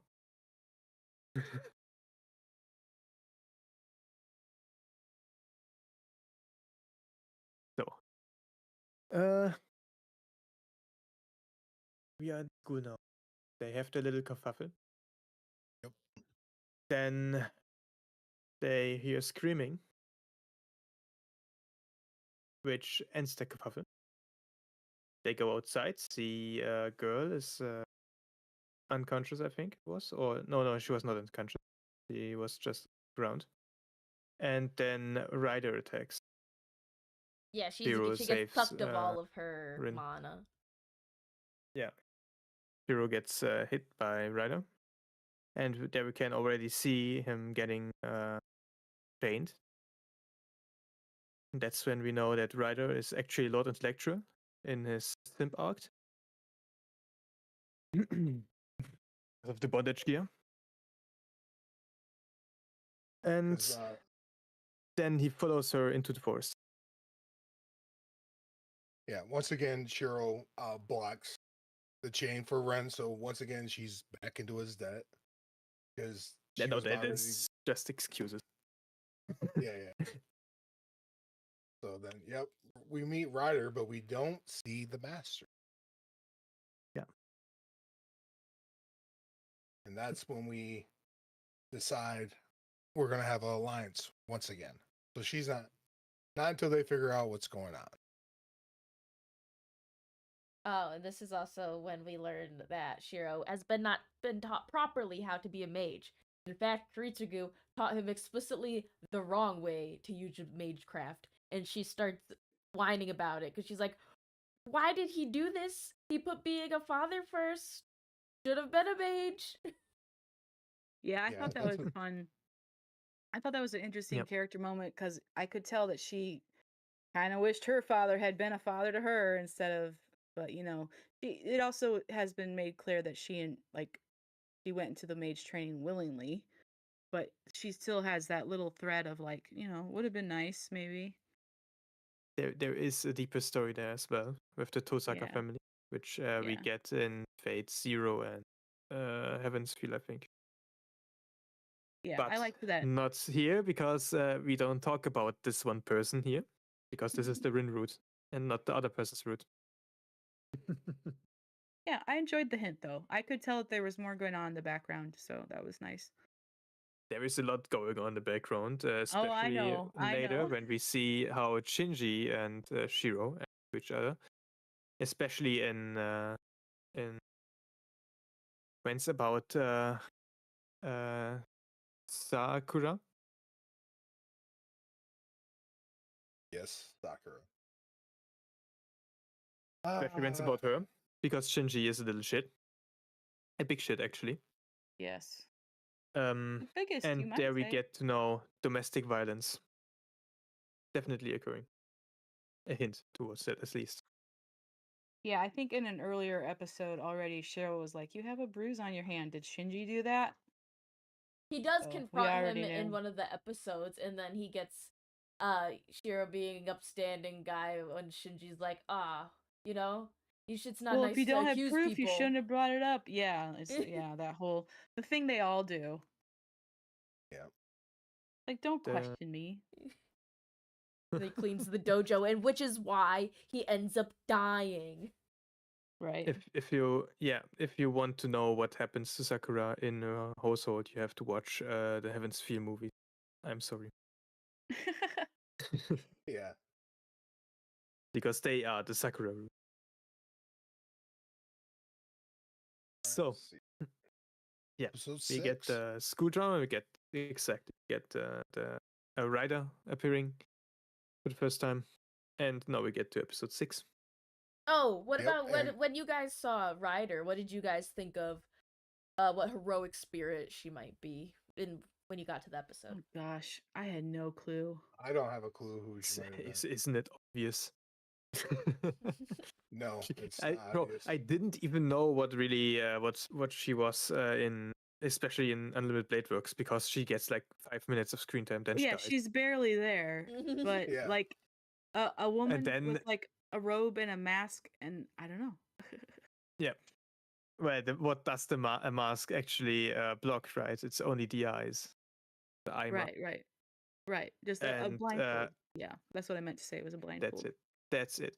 Do we even find out in Unlimited Blade Works who she is? I don't think so. I don't Yeah. remember. You learn that in the other route. Have fun with that. Heaven's Fear, for example, you find it out in Heaven's Fear because there she doesn't die in 5 minutes screen time. So once again, I'll go back to story a bit undercooked. Well, it's just like I we're think getting that's just like pieces. the problem with the roots. Yeah, that's the problem with the roots. You just learn getting- about the different thing Yeah, in I the know. visual novel where it comes from, but in the anime it's just like it's missing. Yeah, because there's it is just not in the root. It is not focusing on that. And I It's only understand hinting. there's no. There's stuff about it, but if I'm being asked, like, if I know one character who what hero would have represent, there's nothing in the anime itself to explain it to me. So that's all I'm saying about that. I mean, a blindfolded writer. I can't even think of any in history, so I don't know. Yeah. Who is it? She's not the typical writer. Oh, do you want to know? Are both of you okay with knowing? Sure. Sure. Since you brought it up. It's Medusa, and because in one of her Oh. myths, I believe she's tied to like the White Pegasus Bellerothon, so that's what she mounts. That's her. Huh. She don't even see her the thing she writes in this. No, they don't. Route. We never showed a horse that I could see, Yep. or like a motorcycle, or whatever. Somebody to stone, and like somebody could have been turned to stone. Like she Well, I sucks. mean, her hair She was does do definitely that. freaky. The thing is, yeah, she So, does Her do hair that, but does the not in freaky this route. thing. Yeah. There's this interesting thing in the Fate world called a Mystic Eyes, and that ends up being what she does. So she has the Mystic Eyes of Petrification, which is why she wears the blindfold, because if you look in her eyes, she will Mhm. petrify you. Right. Yep. All right, we're But ready to move like on. like again, this is everything surrounding her is not happening here. It's all happening the Sakura route. And Yeah. why is it happening in Sakura route? Well, She we got learn murked. in a later episode. We learn in a later episode who her master is. And her master is tied to Sakura. the Sakura route. Makes sense. Okay. Okay, moving on to 6. So we start the episode with a little bit of a confrontation between Archer and Shiro, and it's a bit spicy. You get to know a little bit more about what Archer kind of feels and thinks. So I did enjoy that little spat between the two gentlemen. More conversation with Saber and then alliance shift as caster influences grows and the flash fleet flashes and emerges between so that's exactly the beginning of the episode where the philosophies start clashing between Cyril and Archer. And then we find out that one of the high school girls went missing, and she's been found, and she's a bit not injured, but not herself. Like they show an image of her and she's got dead eyes, kind of like looking at the TV. She's one of the dojo girls. She's like kind of been seen in the other episode. She has the short orange hair.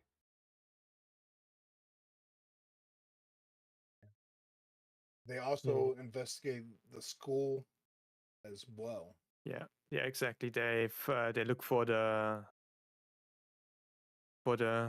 magic circuits that are there to create a bounded field, and then they find out who the master is in the school, the third master in the school alone, Mm-hmm. and that's Mr. I am no mage, Oh Shinji. yeah. Shinji. Shinji, who is a- Shinji goes there and talks to Emiya about the magic circuits that they destroyed. Mm-hmm.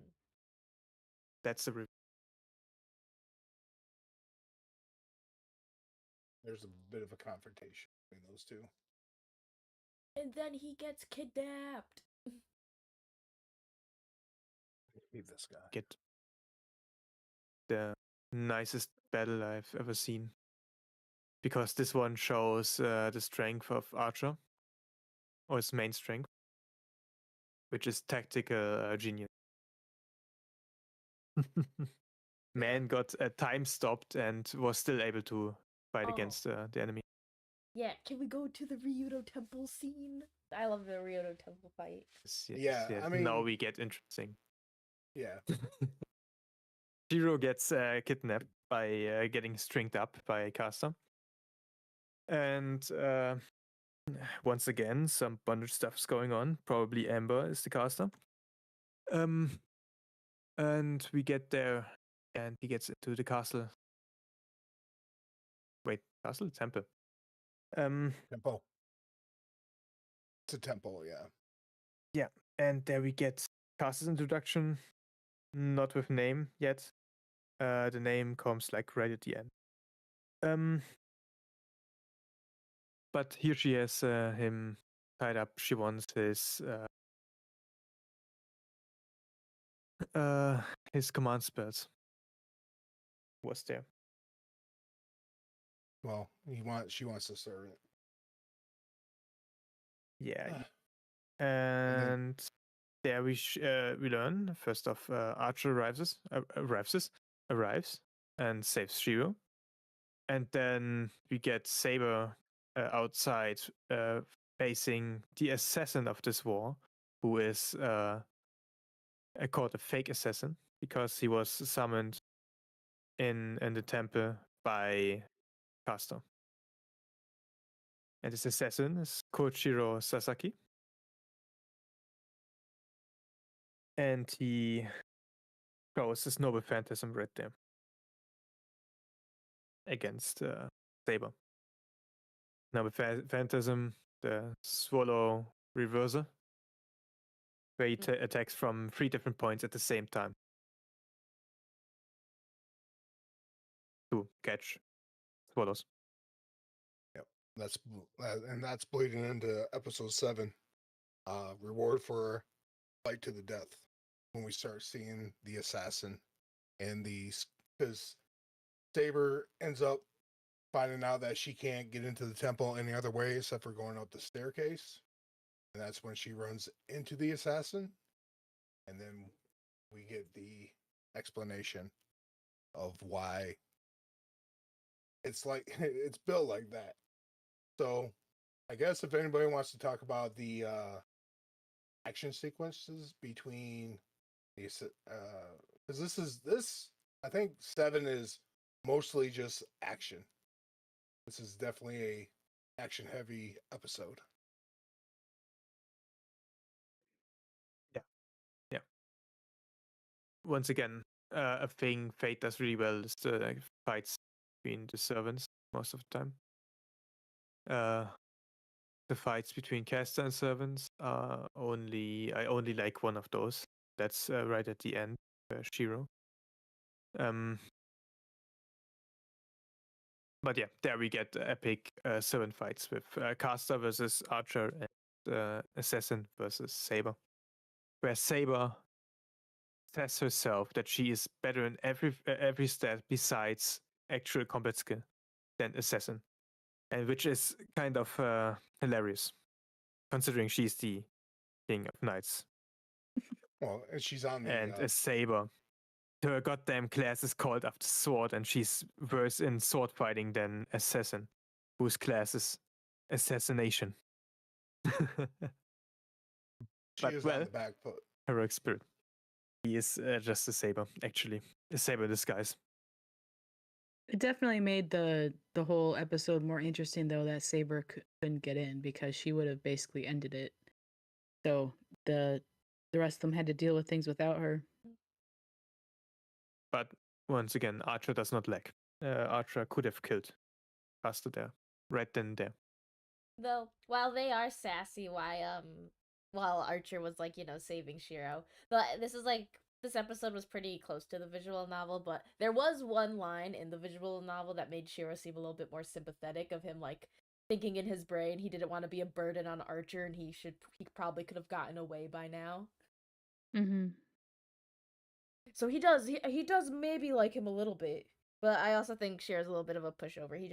He wants to be the one saving. He does not want to be saved.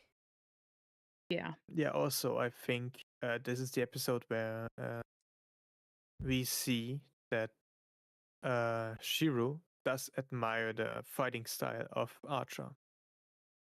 Because Archer is truly, the Archer class is truly made out of archers. So we see him sword fighting all the time. And he has a unique style of sword fighting with two short swords. Kensho and Bakuya are the swords called. We never learned that anywhere.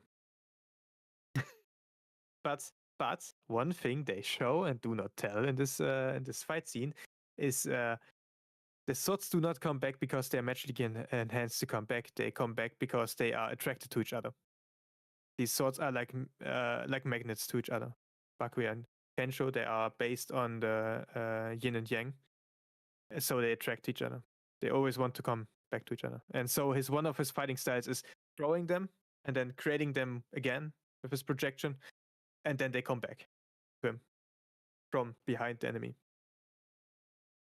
This is what he uses to actually hit the caster when she was time stopping him. More you know. Yep. Anybody want to touch on anything else? I don't think so.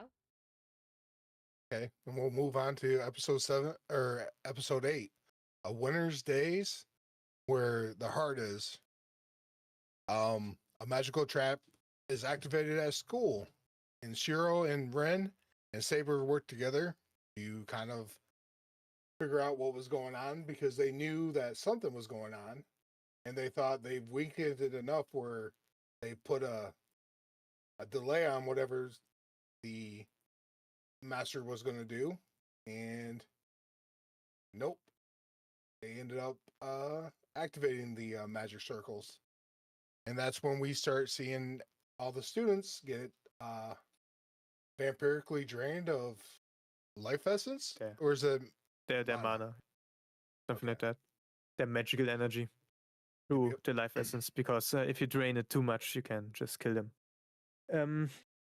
Right, the bounded field gets activated by Ryder, as we learn, and then Shiro summons Saber to help with them. That's to help with the episode fighting 9. Episode 9 is when he summons Already? Saber. Actually, no, he does no, he does actually episode. He does use a command, because him and Ren are caught in the hallways with those skeleton summons. And then if I read this, correct, we see the morning training with Saber first. We get where we see that Emiya is way more comfortable with the fighting Stealth Archer.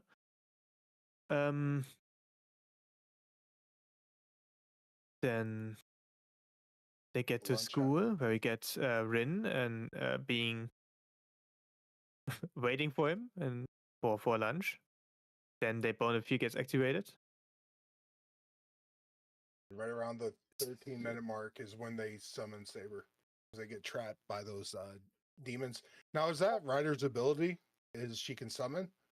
Or was that Mm. more of That is just casters? like these little summons can be used by multiple different servants. Okay. They're not that, but I think casters mainly using these. What, the Dragon Tooth So in the Warriors general or sense. casters things? Yeah. In So another show, Assassin actually summons these as well. But that Assassin is actually a caster. Don't worry about it. Yeah. They summon Saber. And then they go for the hunt. For the one that created the bounded field. Which gets killed. And that was Medusa. Thank you for watching. She gets 5 minutes screen times and dies. From a servant that nobody knows.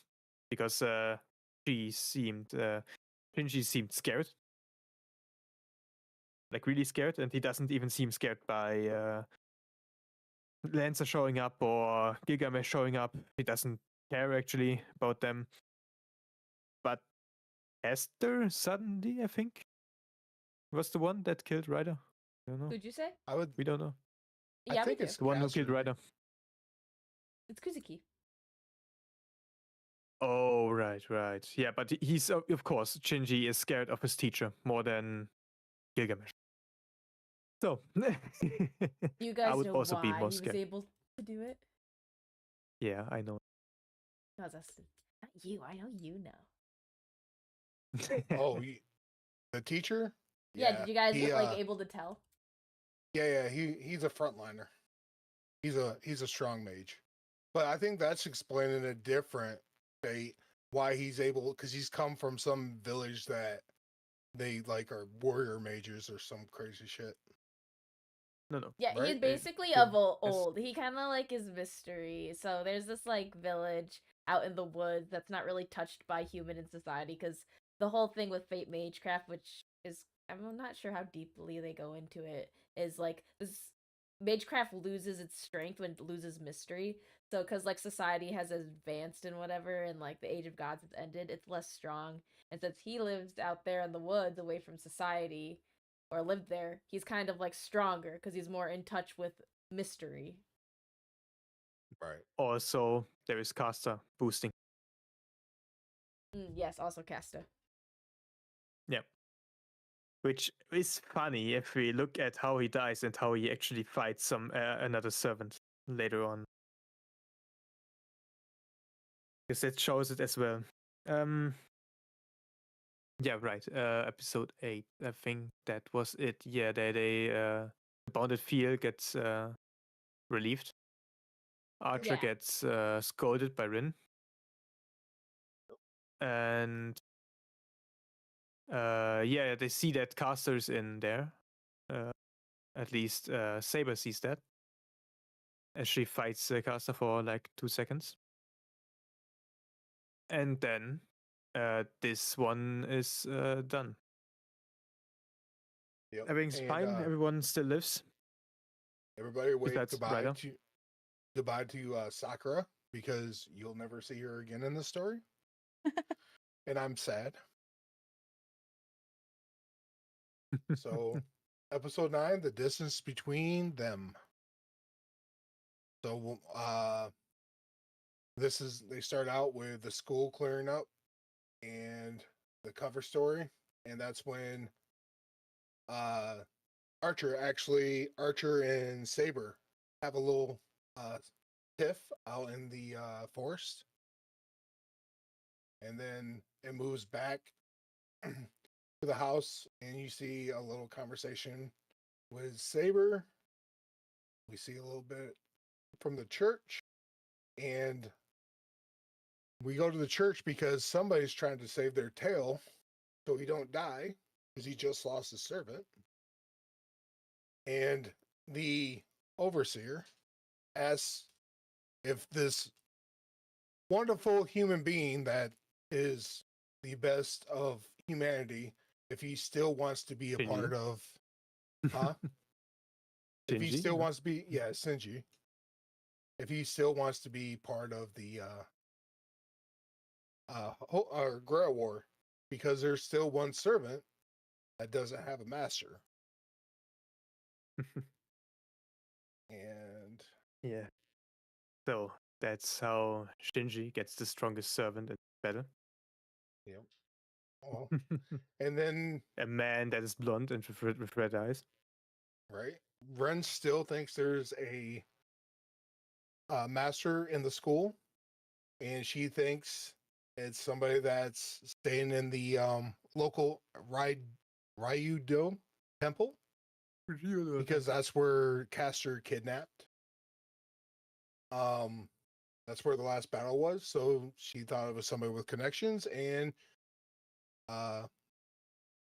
Hiro has a connection with the son that lives at the temple. He's the student council president, and he has to find out if he's a master.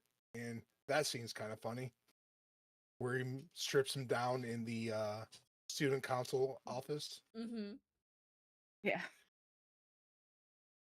And yeah, after that, after the strip down, Hiro confirms that he's not the master, as he's going to see Sakura. And lo and behold, he doesn't go see Sakura, but he does see a blonde man that Ren does take notice of, and they hide from. And that's pretty much episode 9. Anybody got more to add on that one?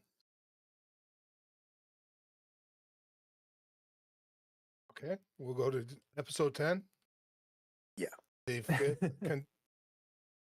I don't know. Were you going to jump in? Because I don't know if there's a delay. No. Episode 10 starts out back at school. I don't know. You get the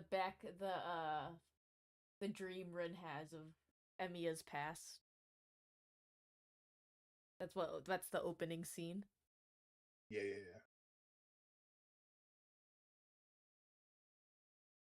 Yeah, because Mhm. are they because I know we don't see any of this with Saber. Is it just because they're linked like that? Because Shiro still gets connected with some of these dreams too. The thing is, Rin has a better connection to to her archer than Shiro has with Saber in this route, because he doesn't riz up his servant Rin. Because fun fact, the closer you are to your servant, the more you see about their past life.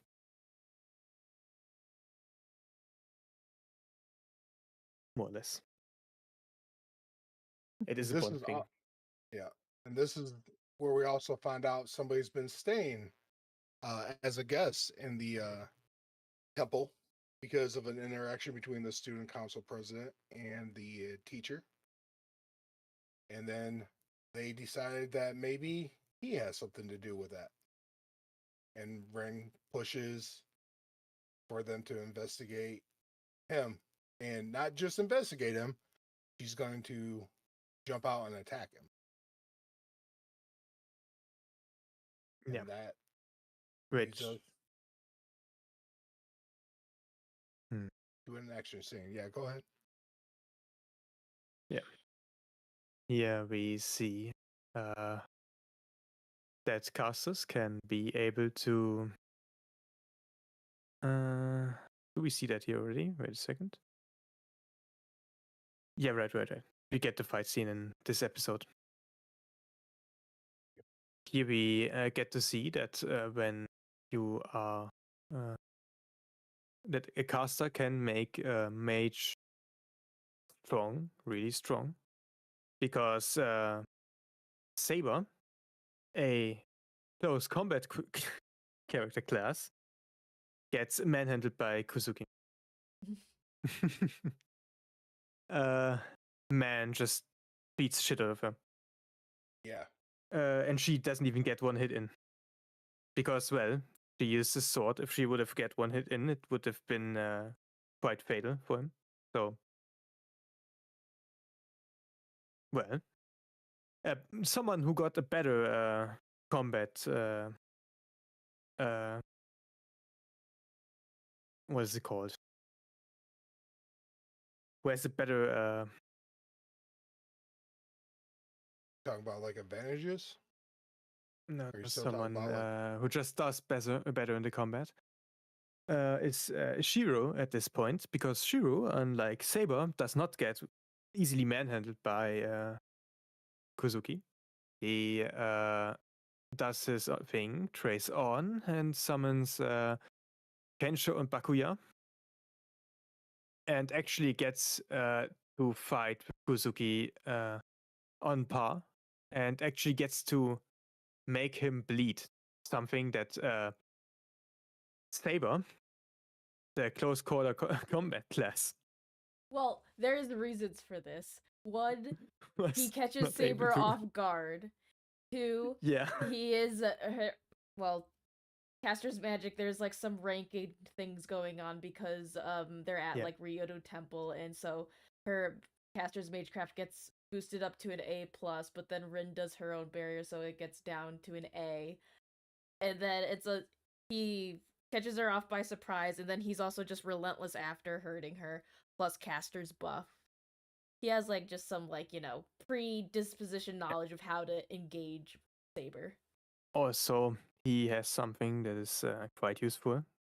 He does something that we also will see in Fate Zero be used. He just makes himself faster.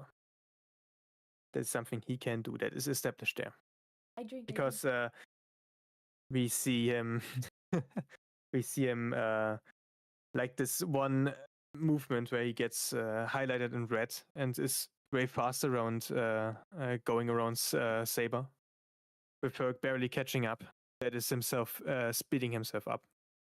It does not get explained. It gets explained in Fate Zero by someone else doing that as well. Yeah. As well, he is boosted by a caster. Casters in Fate can create noble phantasms out of nothing. Casters can boost people into servant status. That is things that are consistently shown throughout other fates as well. That is pretty much. Oh, I was gonna say Casters are the preparing class. Yeah. I'll give them because I know this is probably an episode that confused you guys because there's no foreshadowing as to Shiro's projection of swords. Because I mean, in the visual novel, it expects that you know that he can do projection by now because it would have forced you in the Saber route. So like they kind of just throw it out there. yeah. It gets later explained with, oh yeah, that's the first thing I learned. By the way. Yeah, it's a little bit confusing, but you think it's almost made out of desperation because like you see him like playing around with enforcing different objects. So it's not a big leap to say that he could like conjure something out of midair, but to Yeah, conjure the swords are a little weird that he would choose those. Look, there was so much going on all the time that you couldn't be surprised.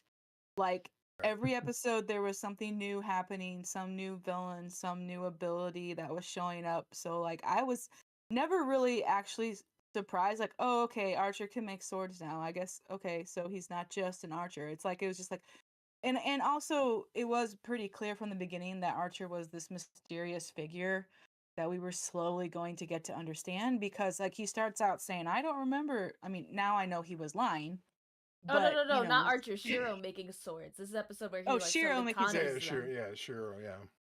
oh no, well, we did see him doing like okay, we didn't see him doing the projection, but we did see him doing a lot of stuff with physical materials. Because So it's just no, a I cool was scene, though. It's him. He's like, I need strong, powerful weapons like he has.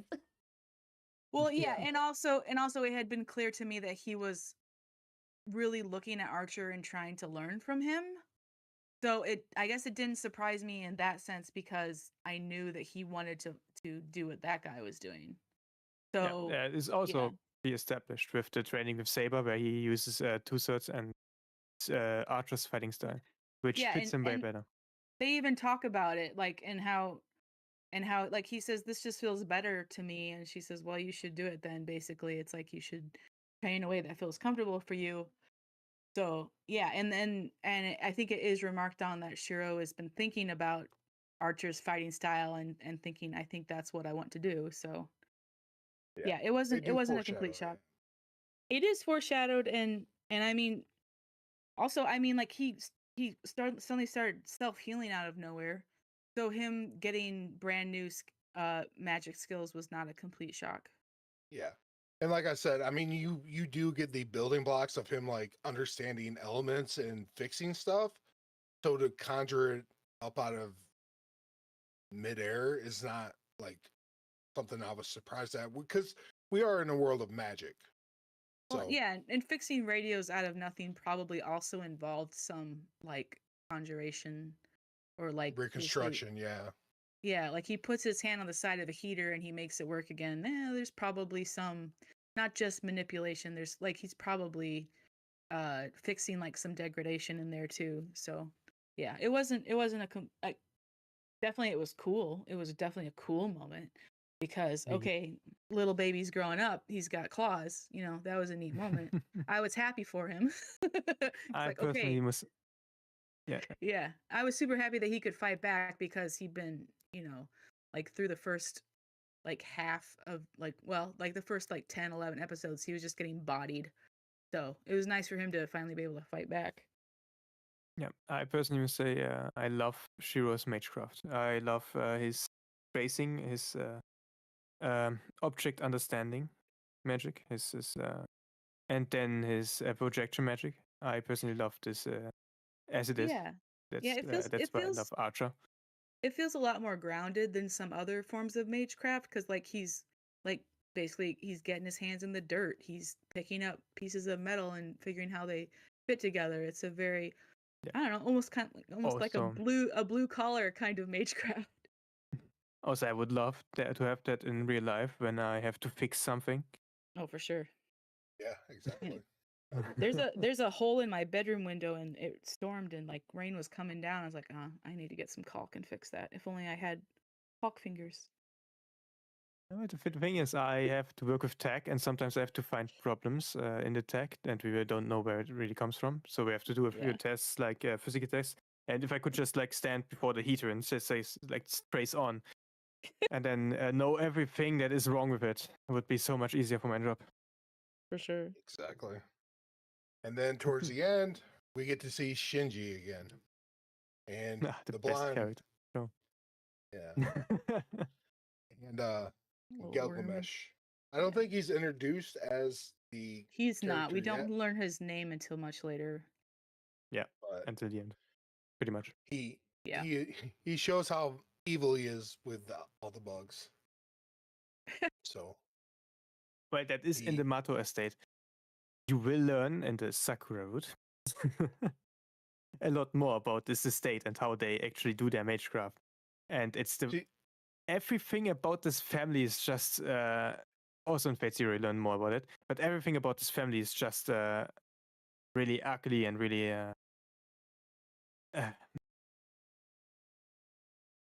I forgot the word to say for it. Yeah, it's Gross. Really gross. Yeah, that's a good word. That's a good word Family. for it. Yeah, everything about that character is pretty gross. The Matos are just gross Yeah. as a mage family. Yeah, their magecraft is icky. The worms. There are in the light novel there are scenes of We are past 5 minutes. I can talk about that now. There are rape scenes with worms in the light novel. Their shit is really gross. The worms took Sakura's virginity. What? Yeah. Yeah. Listen, Okay. And I want to Yeah, keep yeah. Sakura pure in my mind. Okay. oh, She's the then best don't girl. watch the Heavens Feel route. There's a reason why I got a tinfoil hat on. No, But the Sakura is a really I've heard- sad character. Yeah. After heard. watching Heavens Feel, I cannot go any other route because the Heavens Feel route is the one where Sakura gets the most love. And even this one is not good for her. But okay, moving on to episode 11. This is the battle. Is this daytime? Are we on a date? Oh yeah, Not this yet. episode. Oh yeah. Wait a second. Yeah. I think this is the I just date. want to Yeah. make sure. Well, no. Yeah. No. This is okay, I remember now. So this is basically not Shinji. Shiro is dealing with the after effects of projection and summoning those Yeah. swords, and Saber's kind of like noticing like something's going on, and he's doing all the cooking that my beautiful Sakura used to do. But obviously Ren has become a fixture in the story now that we move Sakura out, so we can build upon the romance element. And there's a lot of concern about, the after effects of what's happening, what's going on. And Ren, there's an actual really good scene of Ren and Shiro having a conversation out the courtyard, and she talks about, how everything in her house is closed off and there's walls, and you come to this dojo in this place that Mage is in, and it's so open, it feels so like you can breathe in it. And I thought that was a very good dialogue between Ren. Like, she talks about how much freedom she feels around here, and maybe why she's around here more. So I thought that was some pretty good character building, and kind of bringing them together. I think that's done well. And then we see him back in his shop and having a conversation with Saber, and Saber knows something's going on, and lo and behold, Archer comes over, and Archer helps him to fix the mana flow that's going on, because he used to be afflicted with the same issue. Yeah. Just worse. And then As also he Shiro couldn't even doubles use down. his arm. Yeah. Yep. So, like I said, I think the highlight of this was I think the scene where they're having conversations about mages. Excuse me. Hmm. Yeah, I think Yeah. there's good character work done with Ren in this one. I think I like her more. I think this is one of her strongest like scenes. I do like the character building they do in this episode. This is also the best route for Emiya in terms of how he creates his weapons and how he activates his magical circle. Because at this route, he doesn't turn into a sword. Yes. Also, this builds up for episode 12. Episode 12, the climax of the season. So Finally, we get the climax of the first season. It is already Sunday for me. right. This is now we're in daytime. Ren forces a date, and this is where shenanigans happen. Exactly. We learned that Saber is not good at baseball. And competitive. Yeah, and competitive. yeah. The first, They have a nice picnic. yeah, there's a nice picnic, and then there's a lot of, like I said, you thought it was going to be a nice, easy kind of more world building.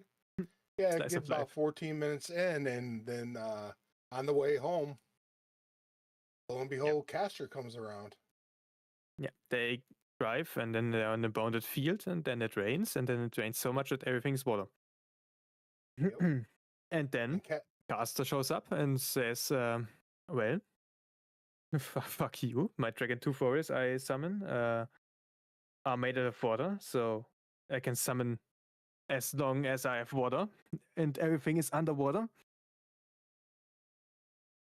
So, Shiro, give up everything you have. I have Tiger.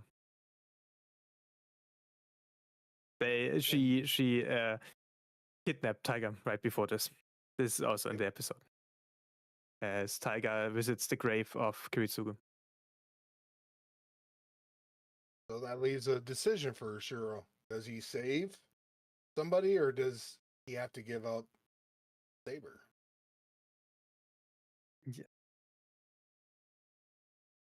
His answer's always the same. He wants to save everyone. Yeah, and this is where we're introduced to Rule Breaker. Or is this the first time Rule Breaker shows up? Yeah. Yeah. This is the first time. Yeah, this episode was pretty shocking. Like it just the Rule Breaker happened and The rubric everything happened, changed. exactly. Everything changed in like in an instant. Yeah. It went from okay and goodish to no, it's bad. As Shiro accidentally, I think it is, tells Saber to stop with a command seal. Again, like the first night he had her, and she fought against Archer. And that's when Caster uses Rule Breaker to take over the energy and just become the master of Saber. Yeah. So she gets Saber, Shiro gets Tiger, and then they get attacked by the Dragon Tooth Warriors thingies. The little summons she has. Yep. Right at the end, Saber gets commanded to kill Rin, but Shiro stands in the way. So he gets stabbed, but this time he is not anymore in contact with Saber really much, so he does not have a healing factor anymore. And they get saved from Archer. They get saved from Caster by Archer as he makes his way into the bounded field.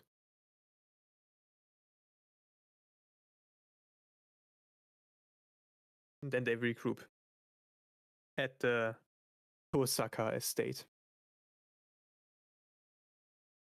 Yep. And then it translates over to the temple, and you get to see kind of a very interesting thing happens to the assassin, where he gets his innards like blown out. Yeah, happens to the best of us.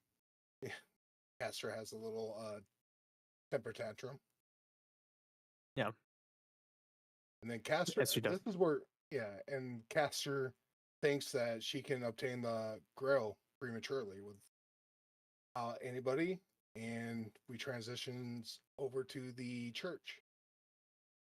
This is also when if Because- you know your lore, you know who Castor is, because Kira refers to her as the Princess of Colchis, which is Medea. Yeah. So if you just know history or myths, I think. Which Which I is don't also why do. she doesn't like being called a witch, which we learned earlier. Yeah.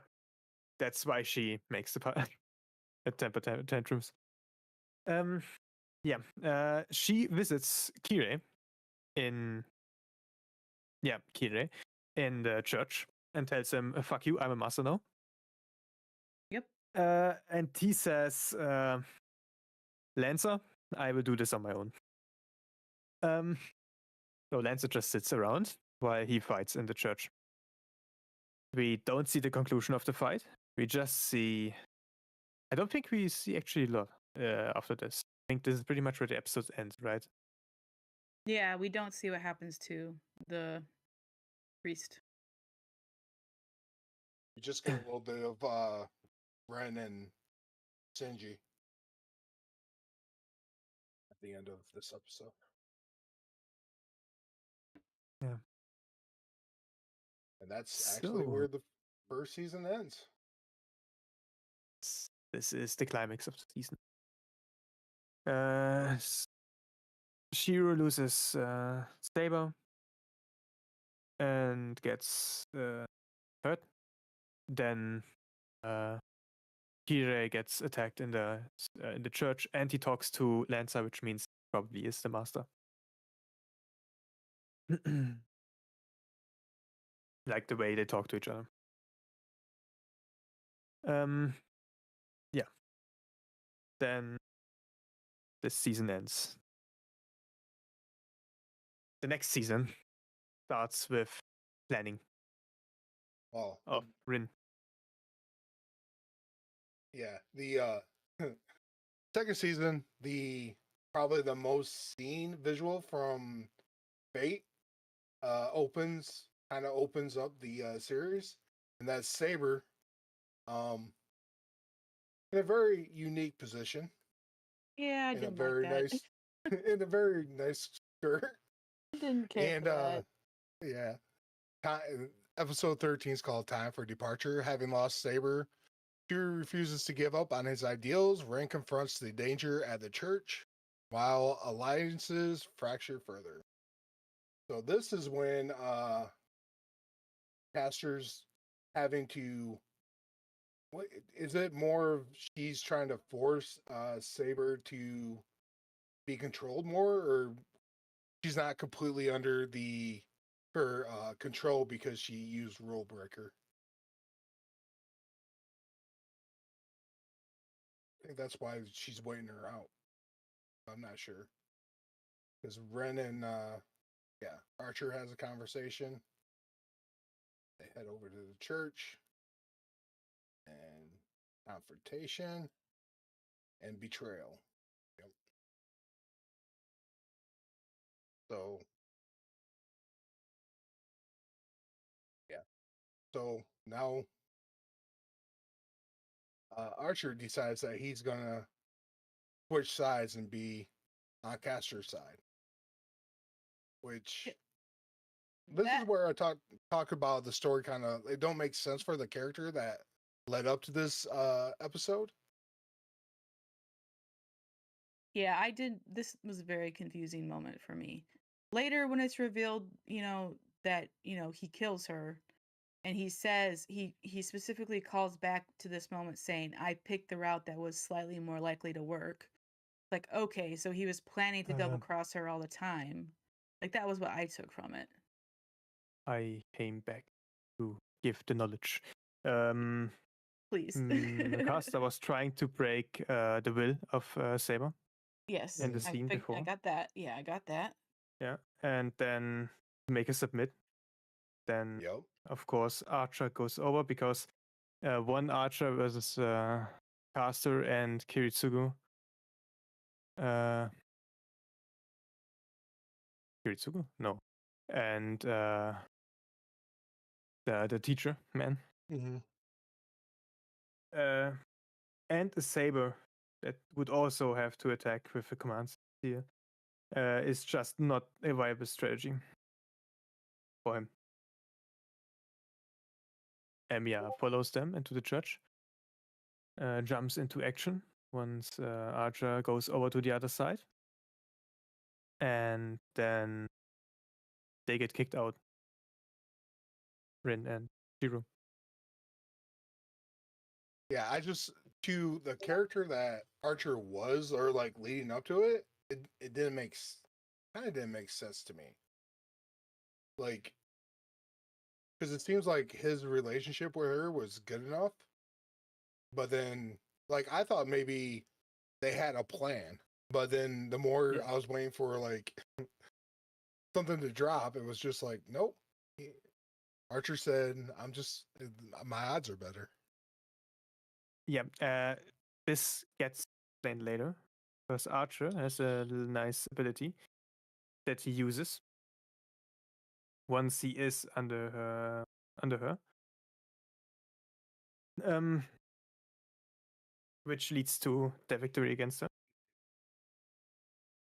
But here and right now, for people that are not in the know, which is the audience, this looks like a betrayal, like a straight up. Yeah, that's Which why I thought of. Yeah, it feels like he broke character. Is all I'm saying. That's what it kind of felt to me when I watched it. yeah, but that's the beauty of good writing. You can make something seem like something and then show it as something else, but it still fits really good well in with the rest.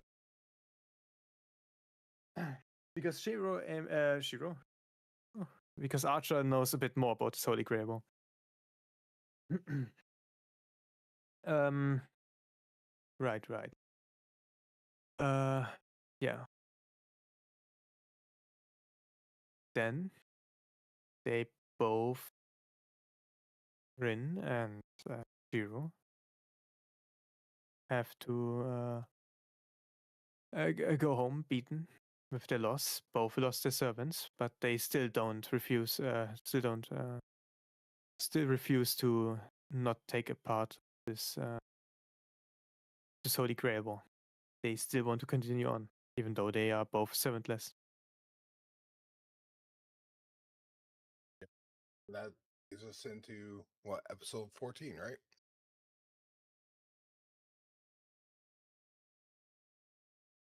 In episode 14? 14, yeah. Yeah.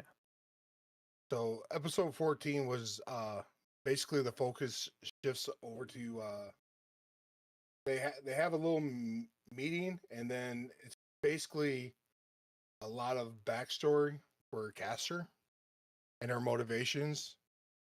And it's interesting to see that masters can, or servants, even like the way servants have more free will than you're kind of led to believe, because she didn't like her previous master, but she wasn't, you know, like she didn't go back to the void. She was able to obtain a new master.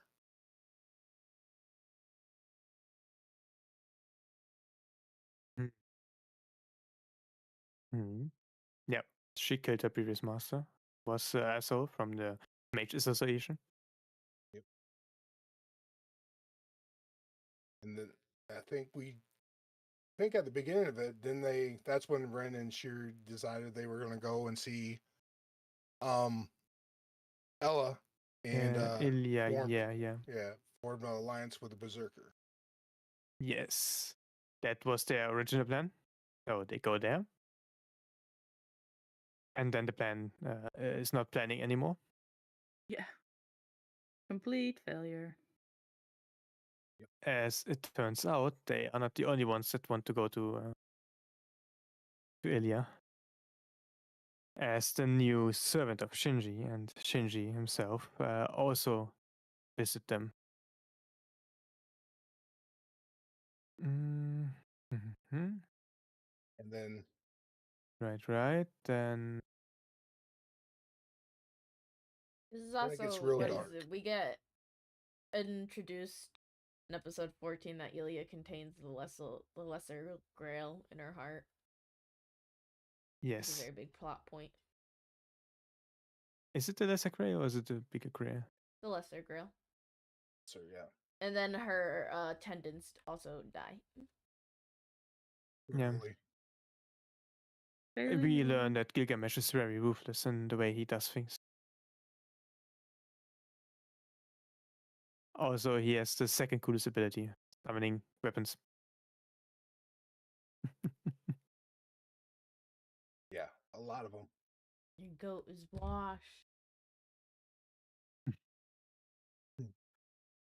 So then, yeah, so Gilgamesh just destroys the servants, and then we move into episode 14, the Princess of Kulish. Kulish? Colchis. You Focus? just Yeah. talked about all that about being. I thought that's the whole where Caster kills her master episode. Yeah, Oh that's yeah, what we yeah, just yeah. Yeah, I'm sorry. that's now. The myth or clash of myths. So that's when we have a battle scene between Gilgamesh and Berserker, and probably one of the harshest, like undeserved, uh, deaths probably in the series. Like even the servants, I think, got off less than Ellie did. Uh-huh. What do you Mhm. guys?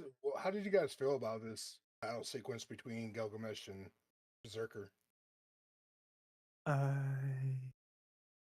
Does it actually start there? Mhm. Because I know then that the next episode, episode 15, I think it is, features the fight. Uh, Yeah, I think that's where we're on, right? Yeah, so we're on episode Yeah, 14 yeah, was the 15. Medea episode. Yeah. Yeah, 15 is now we get Ilya a flashback. And the fight between Berserker and Gilgamesh. Which is no fight at all, actually. It's a slaughter. It is. Yeah. Because turns out Yeah, go ahead. Gilgamesh has the chains of heaven, which is a strong chain that he uses to immobilize Berserker. And as Berserker, it has divinity in him. The chains get stronger the more divine you are, which means it would be the strongest if you are just a divine servant itself, like a goddess or something like that. And as Heracles is at least half divine, it works really well on him. He cannot break free. He just is stuck there, and then Gilgamesh just shoots on him with proto phantasms. And this is where you get Ellie's backstory, how tragic it was, and all the stuff she went through. So Gilgamesh is very kind when it comes to dispatching her from the Grail Wars.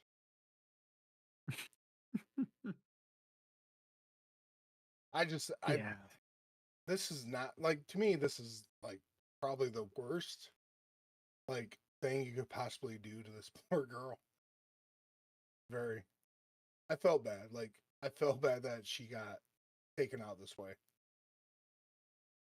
That is what you feel if you don't know how she does things.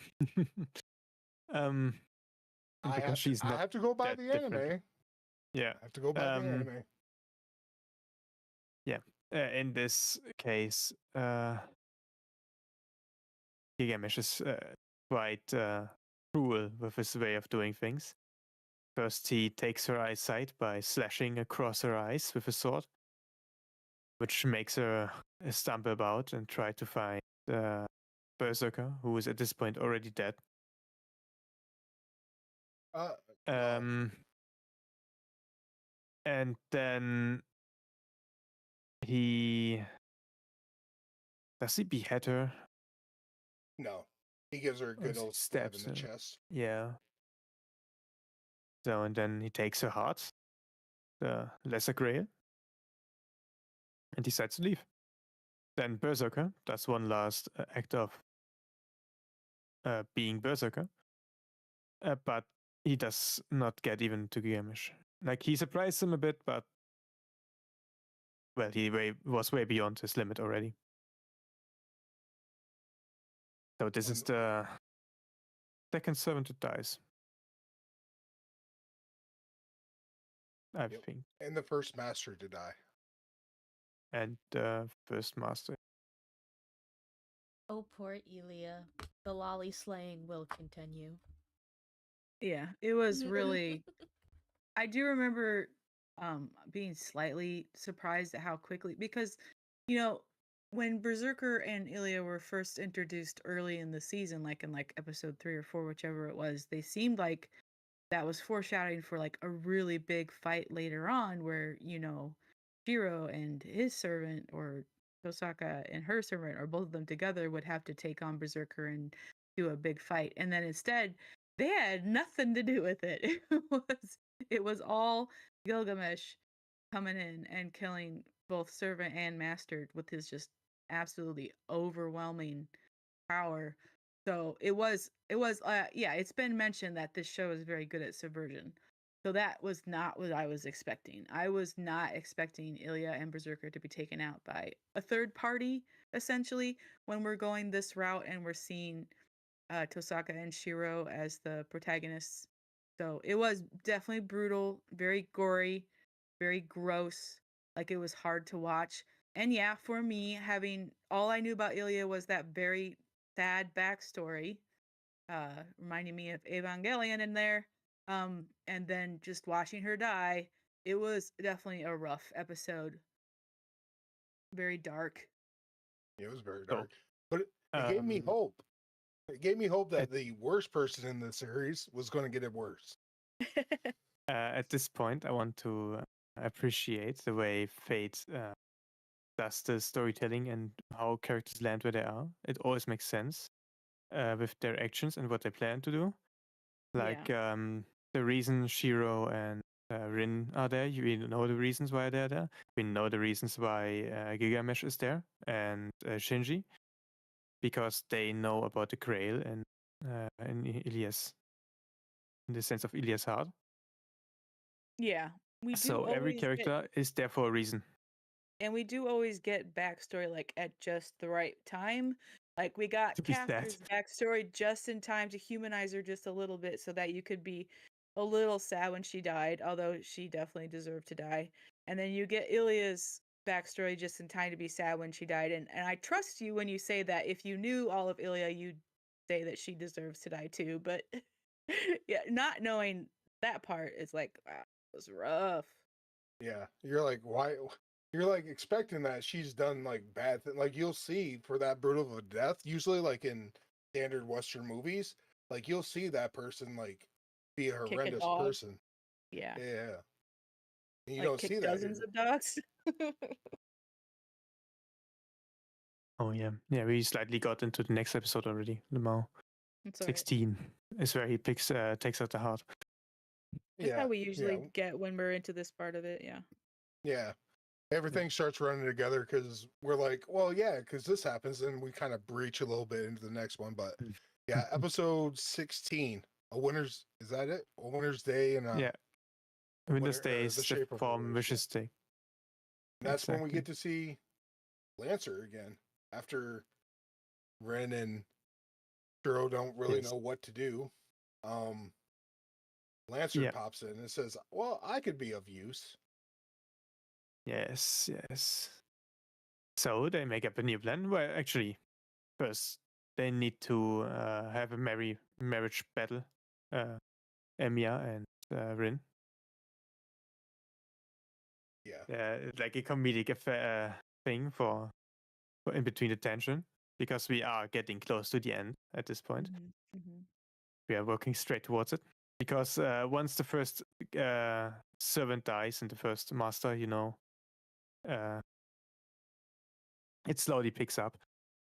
Yeah. We yeah, know it goes it's at the fast. second servant, so now we are like only at 5 servants left. So, yeah, they meet up with Lancer. Shiro tells Lancer to keep away from his girl, and then they make an alliance to attack Caster. At this point, Lancer lies twice about his actual mission he got from his master. But that's just a little thing. It shows more that he lies about this because he tries to give reasoning for something that is where his reason is actually that he just likes them as character, as people. Yeah. It's nice to have this levity too.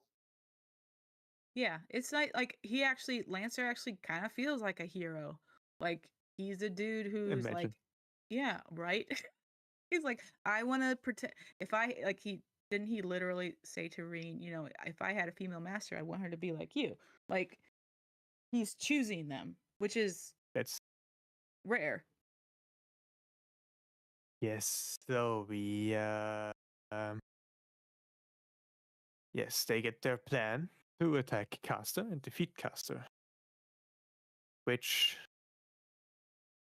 could be happening. We'll the get next a nice episode. yeah. Well, we get a nice conversation between Archer and Teacher, where Yeah. Archer seems to be a bit of a problematic servant, where he's not really doing as he's told. Right. You get a little bit of that confrontation between the two. So, and that's kind of why you feel that maybe there's like a plan in place of maybe secretly working together.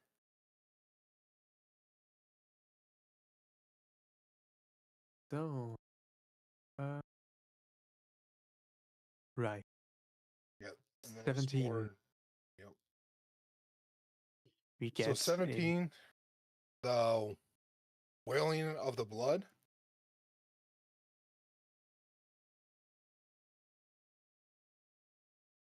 So yeah.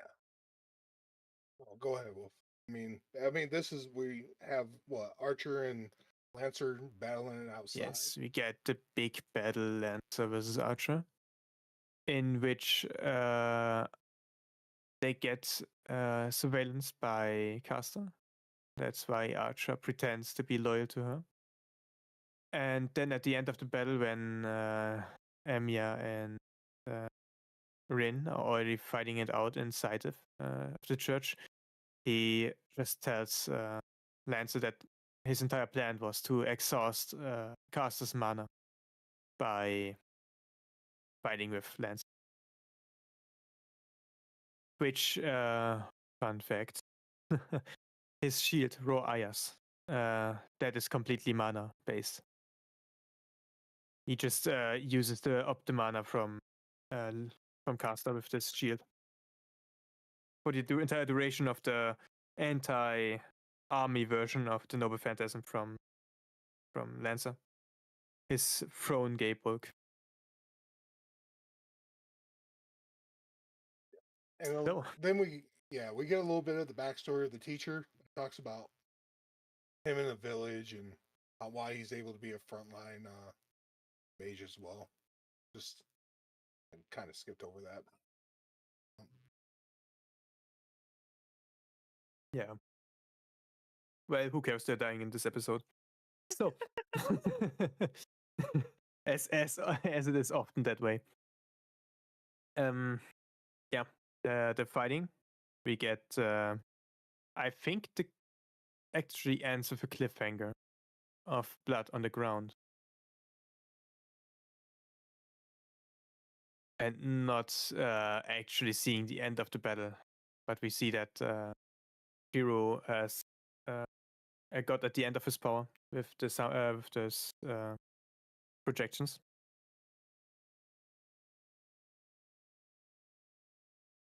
Then we see a dramatic scene with Rin fighting against Caster, and then we see blood spilled. This is how it ends.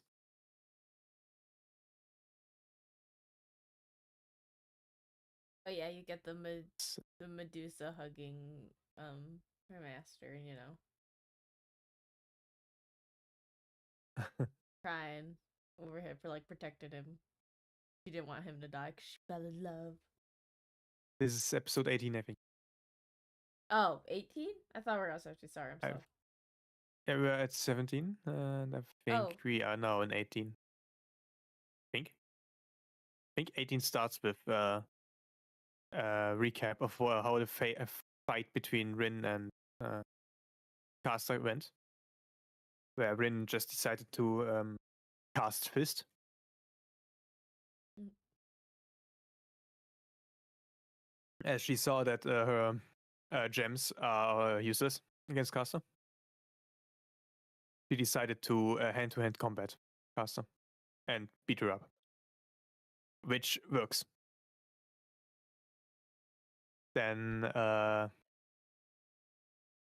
the teacher man wants to step in between them as Shiro is beaten. And then Archer gets back inside and braces on and throws swords. And that's when Caster jumps in front of Teacher Man to save him.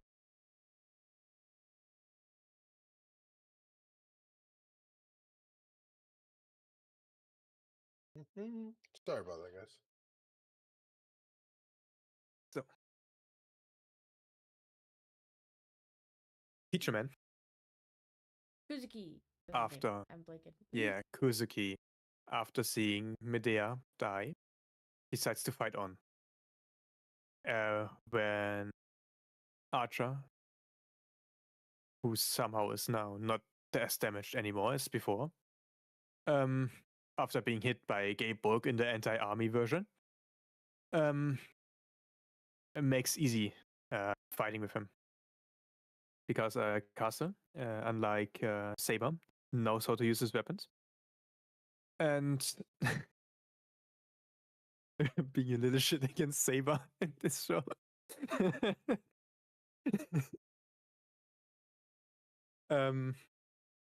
He just takes like 2 hits and Kuzuki is done. Kuzuki is not buffed by Caster anymore. And it shows. So, then Saber tries to fight against Archer, but she has no mana, so she fails. Then Shiro tries to fight against Archer. And I think that is the point where we see the first time the entire chant of Unlimited Blade works. Which is a very sick chant. Oh yeah, it is.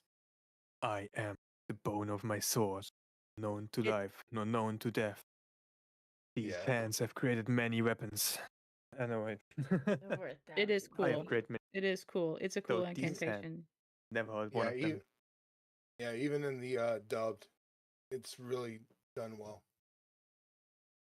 Or not dubbed, subbed, because he does speak in English when he does it. Also, Cool.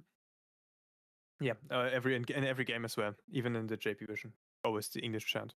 He's the only one that chants in English. Rin, on the other hand, chants in German. Of course. So, a little fun fact, psychology fun fact. Such little chants, just like this Unlimited Bladeworks chant and the Green Lantern chant, for example, which or the Lantern chants in DC, actually help you keep focus and help you build your willpower and everything like that. So having such a little chant in the mind can help you if you are struggling with something. Mhm. In the mind sense, not in the. I don't think you can actually grow beyond yourself physically by chanting something. But at least your mind can get beyond it. Like when you're jogging or something, the human body is built for long walks and long jogs and so something like that.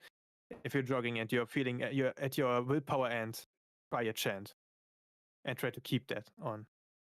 That will actually help with your It mind. definitely helps. It definitely helps with groups for keeping in rhythm, like soldiers chanting as they march, or even like sailors chanting as they pull ropes and stuff like that.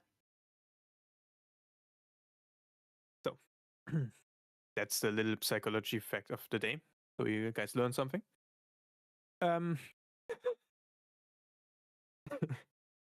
Yes, the Unlimited Blade works. we get inside it. We see it was teased before, because that's where he pretty much ended up at the end of his life. The interesting also is the picture language in Unlimited Blade Works. Archer's Unlimited Blade Works, you see in the distance cogs rising and a very cloudy sky, and it's all more sepia tones.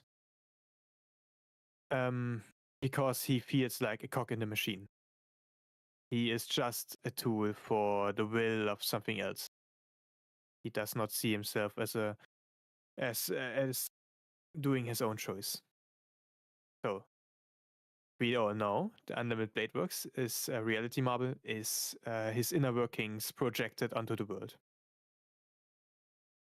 And his inner works are, like I said before.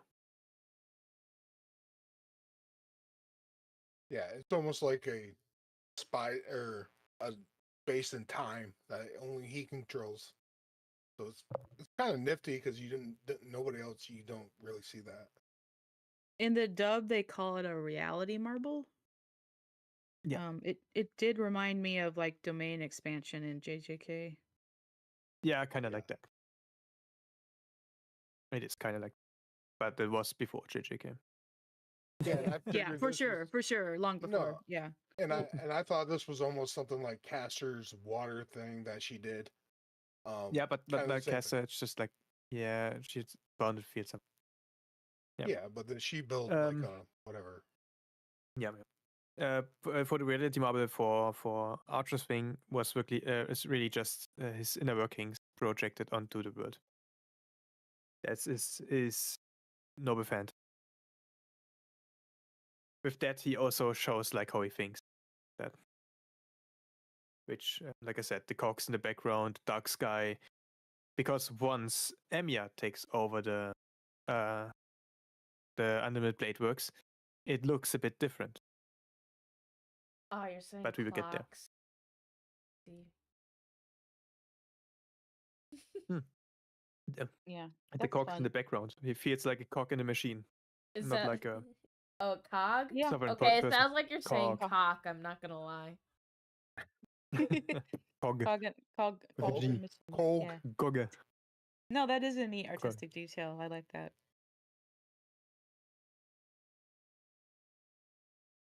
Yeah, it's 1 a.m. Torstwolf. He comes You're- up with the deep artistic review. You're doing fine. Okay. Did we mention that I didn't know if we talked about Ren making the contract too before they Yeah, went Rin into makes exactly. Shiro ends the reality marble, or the reality marble ends. Then Shiro's at the ground. He's done. Then Rin makes a contract. Or actually, yeah. Rin makes a contract. And before Archer can move to stop it, Shiro gets up and attacks him. So he is blocked. Mhm. So then Saber makes a contract. And I think that was before, actually. Before It the was. Yeah, it was reality before. marble. It was Yeah. before the dimension. Yep. But because After the reality marble gets unreality marbled, he has Rin and kidnaps her after making a deal with Emiya that they will fight again next day in the past in the Einsburn estate. get to see Shinji again. I love this guy.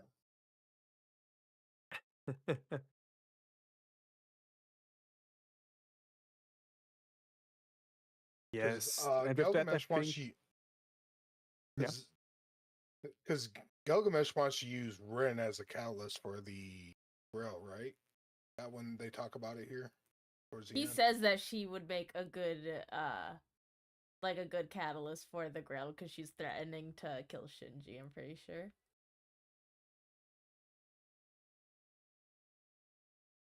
It's like either way, you kill him, or I'll use you instead. Don't matter. And Shinji's just like, well, Archer just promised me her, so I get to keep her. Great guy.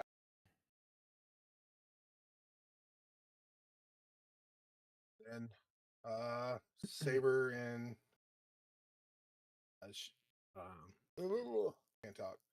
Yeah, make our Lancer comes back to Sable and our protagonists to tell them how they can save Ren. That's going to conclude that episode. Yeah. Now, episode 19 Idealism's Edge, my favorite. Yes, it is now about not only fighting in the physical sense, but also in idealistic sense. As now they tell you stuff about and explain what happened earlier in this season, in this show. So we get there. They get to the Einspinner state. Does it start like that? The first part of the episode is Emiya confronting Alaya. And then the intro happens. And then it's Okay. him sitting in the Emiya sitting in the Einsberg castle waiting for them to show up. And then they show up. They show up. Yeah. Emiya wants to fight him alone without Saber's help. So it says Saber to be a good dog and stand at the side, which she does. Then they fight a bit in the hall, and talk about, actually before they fight, they talk about the philosophy. Now it gets worded out point by point. They figured it out. Archer Emiya shows that he is Emiya. He tells him, I am what you will become if you follow your path. Your path will lead to you having many regrets, due to killing, and you will not care about human life anymore. That's why I want to kill you, so you don't get down that route. Yes. Then Saber tells him that, yeah, just because you kill Shiro doesn't mean that you don't exist anymore. You just kill Shiro. You already exist outside of time. What are you doing? And he says, yeah, well, fuck you. In particular, feel- Shiro. So taking my mate. anger out on my idealistic younger self. What made me feel better? A few things I liked in this conversation was the parallel. Shiro wants to kill the Emiya in himself that leads to Archer, and Archer wants to kill that Shiro in himself that leads to, or that puts him on this path to become Archer.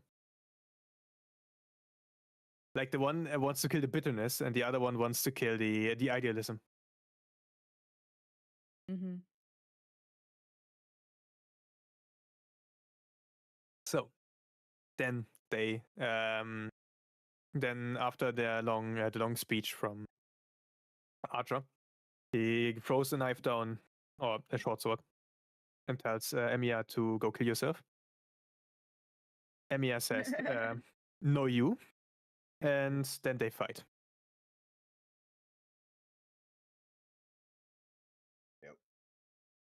We get a little Lancer, and we finally get to see the Lancer's master. Again. And Shinji backed into a corner with his face slapped, which is good. He needs a little slapping before we get into the... Go ahead. This episode is the should have been called the Kill Yourself episode. Because once again, someone gets told to kill himself. This time it's Lancer. Lancer! Lancer Gashinda. Yeah, Lance. I don't know why this happens so often, but Lancer gets told to kill himself, so he takes his spear and rams it through his own heart, as he was compelled by a command spell. Mm-hmm. Then he falls down. Then he gets back up again Battle continuation, baby. to kill his master. Then he falls down. And then he gets back up again to beat up Shinji. Yeah, that happens a lot in this He's show. got work Of to like Then he... characters dying and then coming back a moment later, like, "Ha, you thought." Yeah, I thought maybe like that was like Lancer's ability or something, like, because it seems like time reversed itself. No. He actually has the ability to come to fight on further. You also get the lore drop Because that he and his... Kotomide killed Rin's dad. Oh, yeah. Spoiler, by the way. It's in the episode. Yeah, I was gonna say Yeah. yeah. But this spoilers the other show.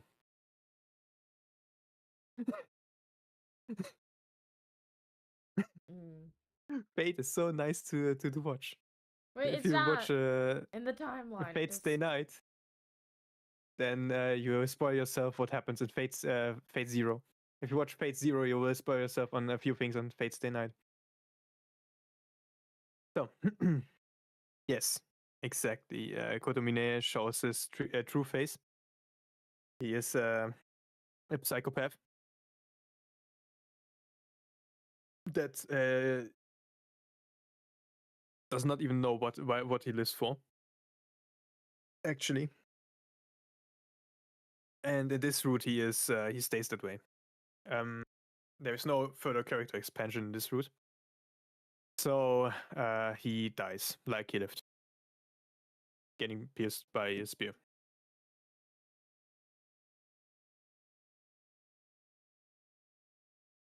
So, Shinji gets a little stab in the shoulder, so he runs away. Rin gets freed, and the Amiyas continued their fight. And now it gets heated, as we once again get unlimited blade works. But this time it's a short casting.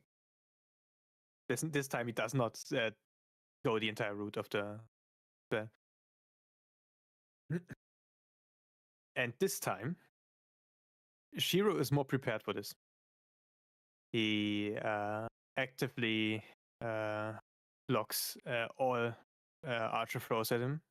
He actively learns every move that Archer uses on him by blocking it. So he gets better as they fight, and he closes the gap as they fight. And after getting beat up really badly, because, well, Archer is the older and more experienced version of him, we get another reveal. That's the sheath of the sword of Arturia. Is Avalon. Is in him. Placed inside him. Into his magic circuits. Yes, and that's as long as he is near Arturia, leads to healing. And after an epic scene of him healing and getting back up after he had a nice little moment where he gained his resolve back, there is this little scene where he asks his younger self why you are walking into hell. And his younger self just continued on, and then he walked into that hell, and then his older self said to him, "You're walking into hell." And that's when he decided that, yes, this is the route I want to go. Definitely. I see all the hypocrisy, I see everything about it that cannot work. I still want to continue on. and live a life without regrets. And that's when he gets back up again. When he heals himself, and then he chants himself, I am the bone of my sword. Mm-hmm. And that's when he takes over the reality marble. And that's when we see the ground. There are little effects on the ground, and the sky gets cleared. We don't have the dark sky of Archer's reality marble anymore, of his Unlimited Blade Works. We get the blue sky of Shiro Emiya's reality marble, as he himself is still free. He does not feel himself like a cog in a machine. He feels like he has chosen this path, so it's his free will. So he lifts the clouds, he attacks Archer again. Archer throws out everything he has, but this time Emiya gets through and stabs him. And with that concludes the battle. He wins. Well, and Archer was on a ticking time clock too because he doesn't have a master, so he only has his own mana. Yes. Also a nice skill. There's a bit self-reliance. The Archer class can continue on without a master for a bit of time.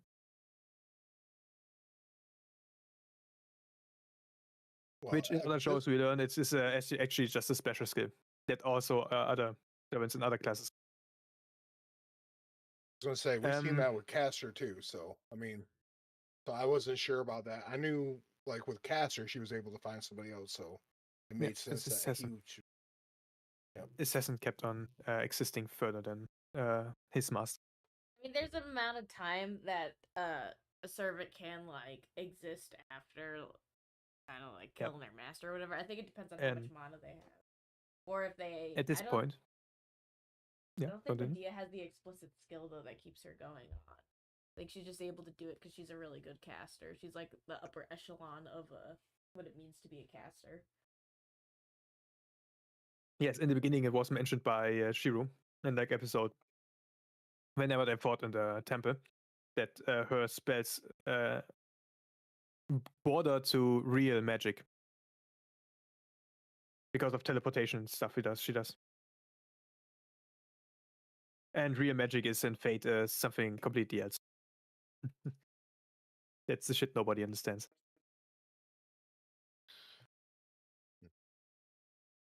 So, yeah. Back in the thing. They conclude the battle.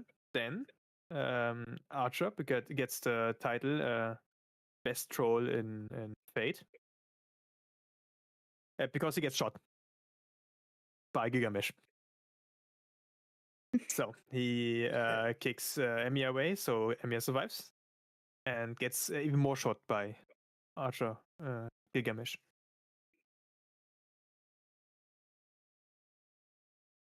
Then there is a bit of discussion between them, and they part ways. You get out of there. Oh, by the way, we are now up to episode 21. I don't think I've heard you like say where the episode started and end. Yeah. We kind of bled. We kind of bled. It was just Wolf was on a roll. I'll let him go. It's all just a roller coaster at this point, anyway. Like it's at that point. It is a continuing story, so we continue on the story. Yeah.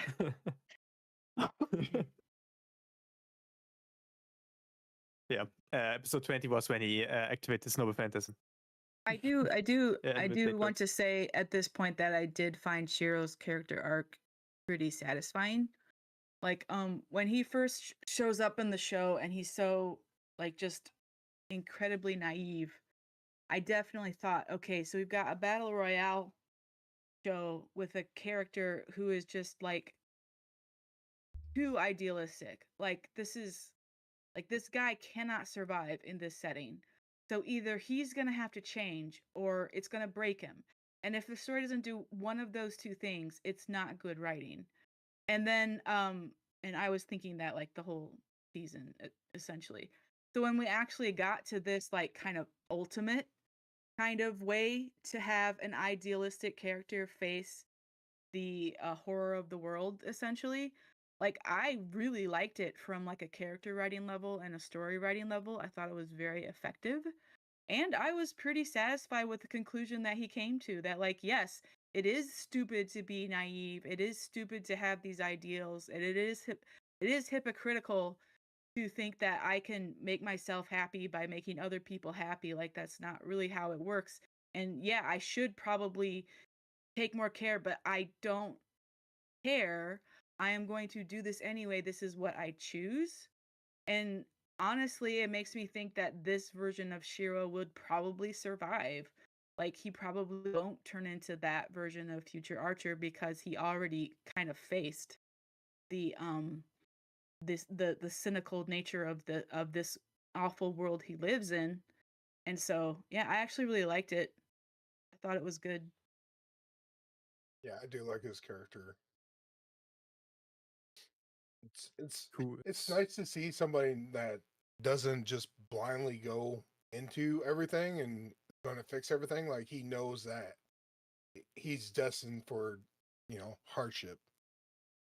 And this is something, I mean, not to get too Christian on you, but this is something that I had to face myself growing up. Is like any Christian who believes in a good God has to somehow reconcile, why bad things happen in a world with a good God, right? Like you have to reconcile that. And this kind of philosophical discussion that Shiro was having with himself kind of reminded me of these sort of theological discussions I've had with myself and with God and with other Christians. So I really liked it. Well, and I think this does do a good story or laying the groundwork for Shiro. Like, there's something missing at, at, from his, like, I would say soul, I guess.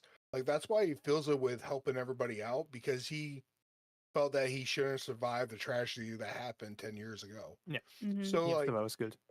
yeah. So, I mean, I like that he's admitting that he's foolhardy and foolish in doing these things.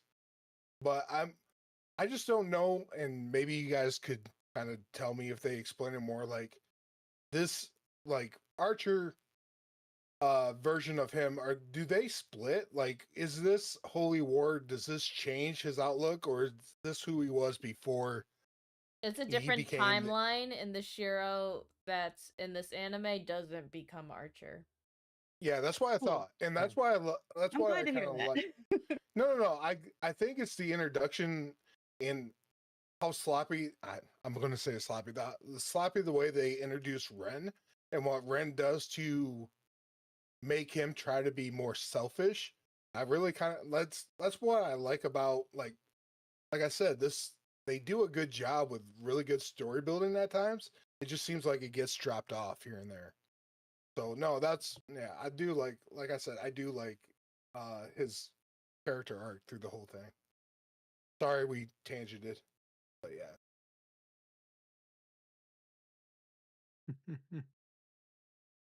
Yeah. So yeah, because then Gilgamesh goes through the whole rundown of what the Grail actually is, which is basically just destruction. Yeah, It's a it's a black monkey's hole. paw.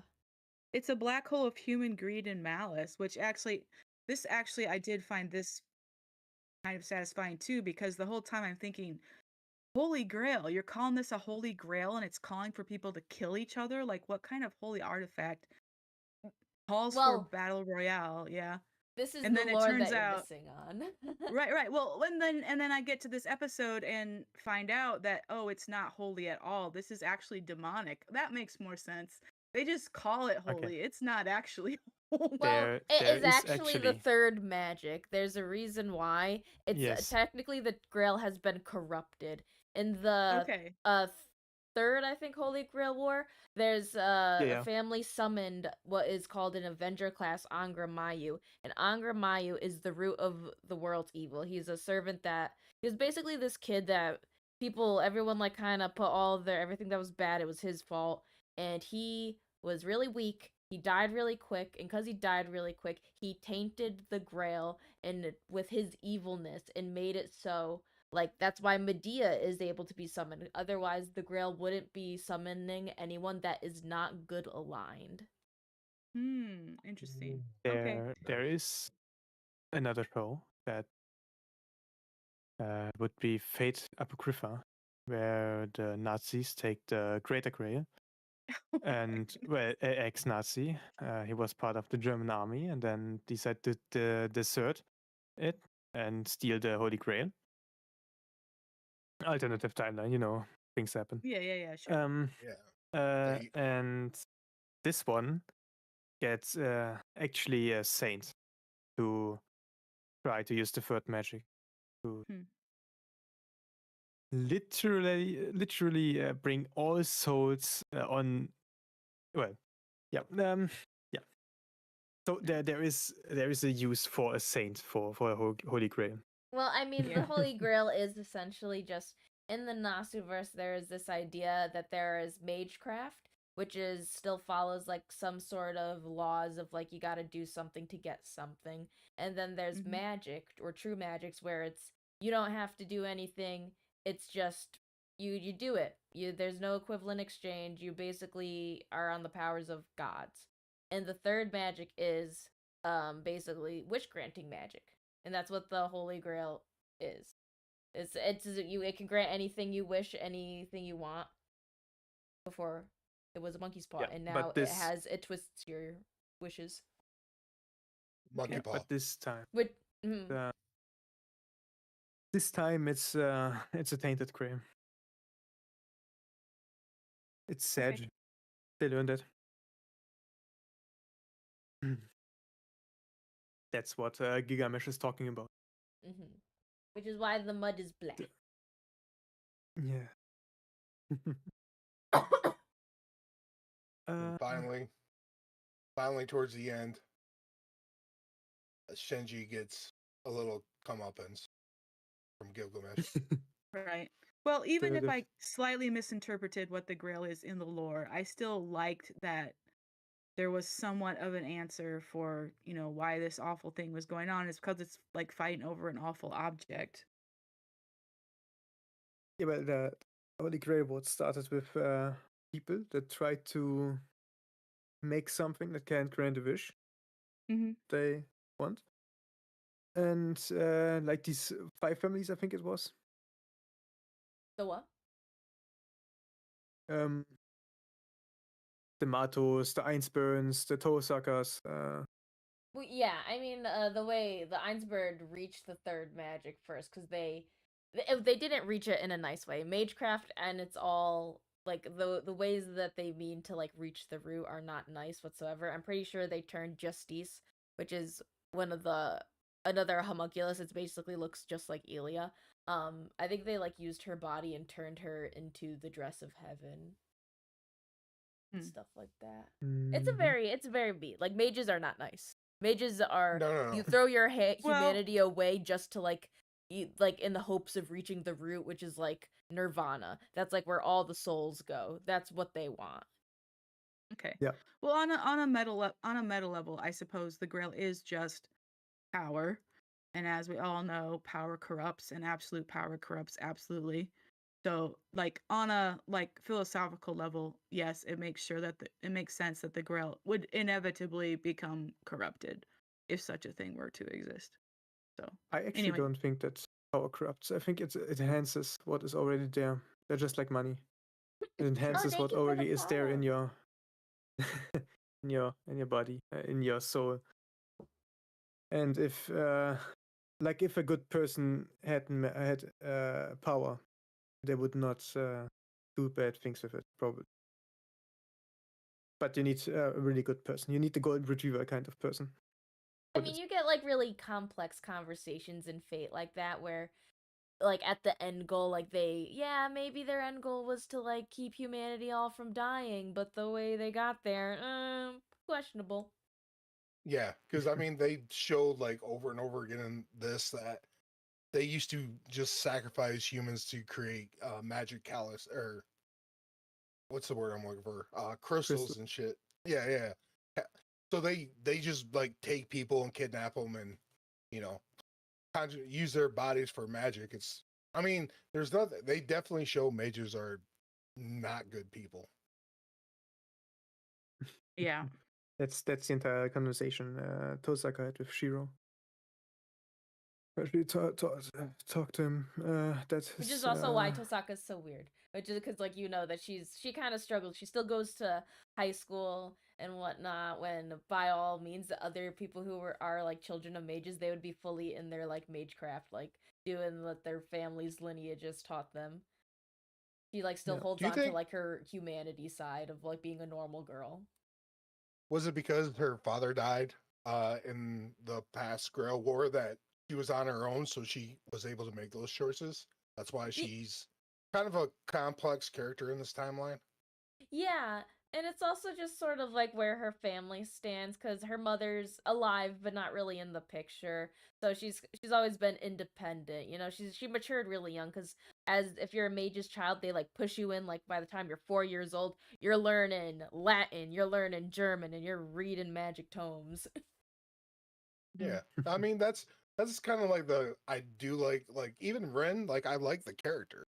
I mean, I will say like the romance between these two don't fit well together, but like her by herself is a really interesting character. She's not Also, like a oh, go go on. ahead. Oh no, you could Yeah, go. she's not like yeah, okay. She's not like a bad person. Like she's fighting like what she's been taught, you know, because you have like conversations with Archer, or you have conversations with the priest or the Overwatcher, and she's like, yeah, I know what I'm supposed to do. This is what I want to do. So I do like I really like these characters, really. Yeah, Yeah, her training was also never finished. it wasn't finished. I mean, she did, and she also got like post groomed by Kotomine, like, because you know Kotomine is like Mhm. helping alongside raise her, and then kills her dad, and then reaches out as like the sad uncle, like, oh Ren, it's sorry your dad died in the war and all. here's Oh my here's the Yeah, god. I had knife nothing as to a do with present it. that I used to kill him. Yeah, exactly. Yeah. But Right. yeah, Shinji did. So this, like, I was happy when Shinji like got stuck in the gut with the lesser Grail, and he he like turned into a bubbly monster. That was kind of cool. Yeah, honestly, I Yeah. didn't mind that part at all. I was a little happy. The funny thing is just how he survived this. I, Yeah. I'm Yeah. so By all means, he's so a mad. ass mage. Look, I don't care. Shinji needed the worst death possible, and I will say this now: Shinji deserved the worst death possible. Like worms, like the worms you were talking about earlier. That needed to happen. I want it. Put him in the war bit. Oh, Shinji. To the worms. Shinji. Let them He's eat him. just he's just so gross. He's just disgusting. Yeah. He was Yeah. And so disgusting. him so when I thought he was getting a disgusting death, it felt really poetic. Satisfying. Yeah, it felt satisfying, didn't it? Yeah. Yeah, but then they had to take it away from you. I understand why So- she had to drag him out to stop the whole process, but it's like, man, if only. No, Gilgamesh gave them a other option. Just kill the vessel. Oh, that's true. So, yeah, Yeah, I don't know why Tosaka exactly. decided she had to say. I It don't know is. why. It's because of Shiro. Shiro is a bad influence on her.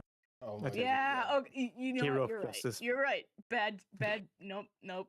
You gotta kill those. You So- gotta kill the rapist before he rapes. That's what you gotta do. Yeah, Anyway, so moving on. episode 22, I heard. This time we get the mana transfer scene. Yeah, you What? can be lucky that this anime is not explicit Mm.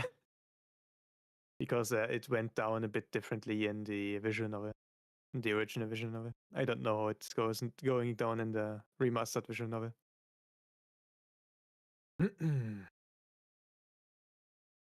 Yes. This is So they go back to the Emiya household. They lick their wounds and they discuss how they will fight this. First, they decided that Saber will care about Gilgamesh, and then Shiro said, "Nah, I'd win." And they decide that yeah, Shiro. He has the perfect counter to Gilgamesh, which is something I mentioned right in the beginning. I like it when they pull something like this out, where there's one circumstance that counters perfectly one overpowered character. It is nice. Yeah. It kind of reminded me of like a stand battle where they're like, I've Yeah. got the perfect counter to your power. Man, I love JoJo so much. JoJo's one of my favorites. So, Anyway, but keep moving they on. decided that Shiro has not enough mana for Reality Marble. So we get to the mana. Yeah. Rin gives him the family crest of hers,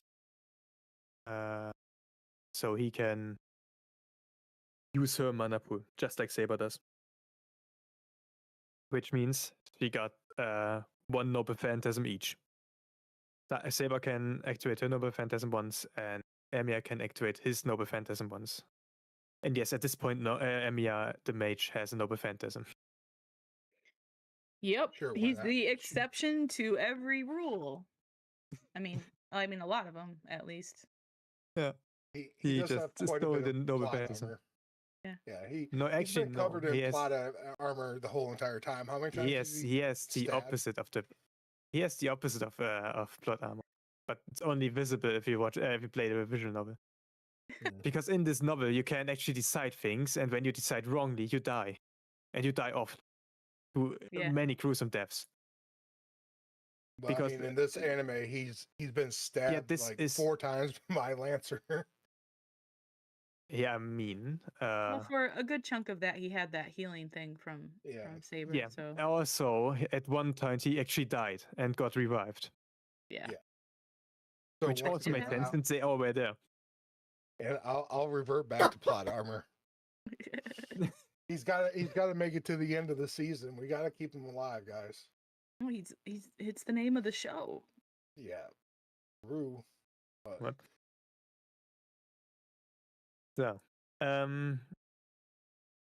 yeah, they have a nice meal, go sleep, wake up, and it's time for battle. Yeah.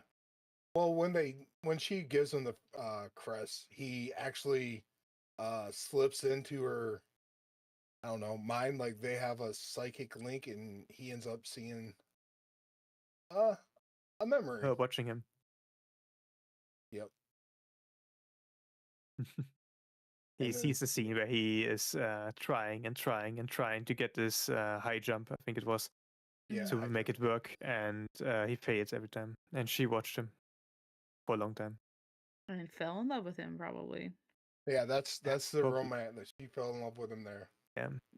How can someone be that stubborn? So, this reminds me of my gym class. I did that as well once. I got an A for that because I just tried, and my gym teacher saw that and was like, "Yeah, this man, this is it. He has the He's spirit." stubborn. Yeah. Well, sometimes the will is more like sometimes the will to keep going is more valuable than talent that doesn't want to go on. Like that's true in almost every walk. Is it called the horse jump in English? Like where you have the long jump you have to do over this thingy, the nutcracker, you can say. Yeah. I'm not sure. It almost looks like pole vault because he's using a pole to get over it. Yeah, pole Unless vault I he's think is doing- what we call it. Pole vault is what you use to get over, and then That almost looks like maybe a high jump, maybe the pole. Yeah, on he's the high ground is jumping. He's just high a- jumping. Yeah, high jumping. So yeah. So, the plan is made. And I think this is also where the episode ends. Yep. And episode 23, where we get to the battle. Or the start of it. They go to the temple. And then Rin decides to save Shinji because of Shiro, and Saber has fun with Assassin, who's still outside the temple. So Yep, 'cause Gigamesh wants to stop them. Yep, But 'cause- Shiro steps in. Because Saber and the assassin promised the assassin let her go last time so they could fight again when Yep. she was more powerful. Because this time she doesn't have an incompetent master. So, Rin! yeah, this time, last time she barely survived swallow reversal, and this time she just, and this time she just outspeeds him and cuts him through. While he was activating his noble phantasm, she just decided to no, fuck you. She said sidestep. Yeah. Just cut through him. Which is the end of Sasaki Kojo. And she gets up. Rin decides she does not get out of the cursed grail stuff. Body horror stuff. She does get out of it anymore. So she decides to tell Saber to destroy it with commands. Well, meanwhile, or right before that, Emiya and Gilgamesh were fighting. Gilgamesh with the Gate of Babylon, and Emiya was copying them in real time and projecting them back at him to block them. Then the Grail decides to reach out a hand to Gilgamesh, which Gilgamesh did not like. So he pulled out air. An anti-world class noble phantasm. He didn't even really strike out yet. He just pulled it out and activated it. That was enough to destroy the Grail's hand reach. And the weapon was too much for Shiro. Shiro could not trace this one. He could not copy this one. Not allowed. He doesn't even know what it is. No copy paste for you. Well, because you couldn't understand the Yeah, the makeup of it, nothing. This weapon is a weapon that was created before the concepts of sword existed. And Emiya specialized in swords. Yeah. This just the activation of it was so strong that it threw Emiya off. It was not even targeted at him, just like he activated it. And was he enough. got fucking tossed. Yeah. Then exactly. Then we got the Nova Phantasm activation, where Saber was trying to suppress it again.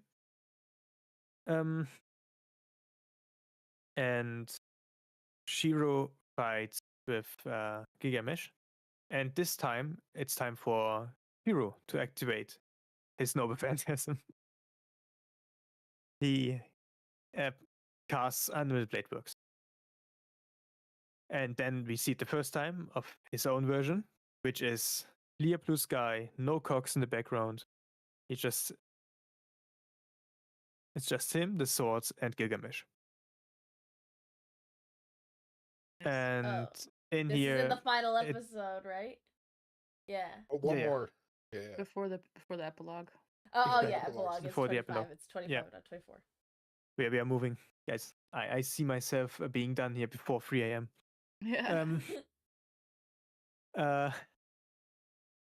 Yes. They are in the reality bubble, and in there it is really clear that no matter how fast the Gate of Babylon is, having all swords there directly is faster. As there are unlimited swords there, you can just pull and throw at Gilgamesh. Also, Gilgamesh still underestimates Shiro. And Shiro says something that is just true. I may be a faker, but what rule states that a fake cannot surpass the original? And with that, he cuts off the arm of Gilgamesh. While, big reveal, outside of the reality marble, Archer comes back and shoots away for Rin to walk. Well, what is it? Rin is in the trying to save Shinji, and she starts. Yeah. She uses a command spell on Saber, and she's like, use your noble phantasm. Just get it all, get rid of us all. And then Archer comes in with like, I can't stand your whining. Yeah. As it turns out, the 1,000 swords that impaled him were not enough to kill him. Sure, why not? I mean, sure. This is the real battle continuation right there. What is it? Did he just get? No, He you can keep talking. desummoned himself. He went into Yeah. spirit form before he actually got hit. He shoots the way free for Rin, and she gets out of there while Saber charges her Excalibur. Then Emiya has an epic fight. He activates his raw Ayas, and Gilgamesh looks surprised Pikachu face. Because how could it be that he has a shield? And then we get the epic scene where Shiro gets his jump attack, which, just like in Dark Souls, is the strongest attack. He cut through. He cuts the arm of Gilgamesh off while Gilgamesh tried to pull air again, nullifying this. And the reality marble ends. So the Excalibur, anti-fortress phantasm, destroys the Holy Grail. And Gilgamesh was ready to shoot Emiya as he was at the end of his power, and Gilgamesh does not need hands to shoot at you. And right before he could actually shoot his last weapon, not his last, but like the ending fight ending weapon, the Holy Grail decides to manifest itself as a black hole right at the point where his arm was cut off. So try to pull in Gilgamesh and to make him the vessel for it.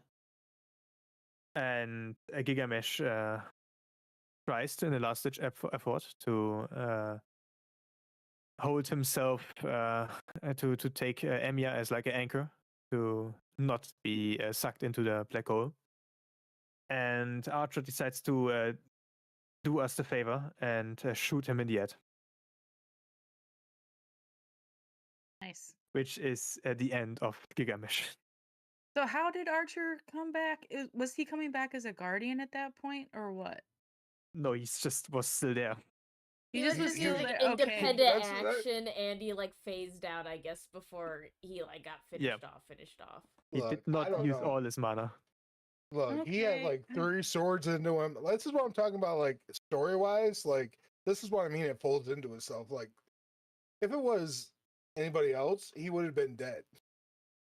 But he's I just feel like, there "Nah, are bro." CGs where he is walking with a bunch of swords just stabbing in his body and he's still going. Yeah. Yeah. That Yeah, was in this back story. yeah. But I mean, Uh, yeah. I'm just I, trying to say I that. thought maybe the world was bringing him back to stop a disaster, but I guess he was just still hanging around. That's fine. He said he has 2 more days with his mana. He can compensate himself for 2 more days, and that was the second day. Oh, okay. And after this, he disappeared. That's where you get the heartfelt scene where he tells Rin to care about Shiro, so that he doesn't not go down the same route. And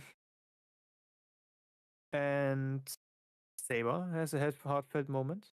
He leaves, and then this concludes this Holy Grail War. As always with a Holy Grail War, there are no winners, only losers. Right.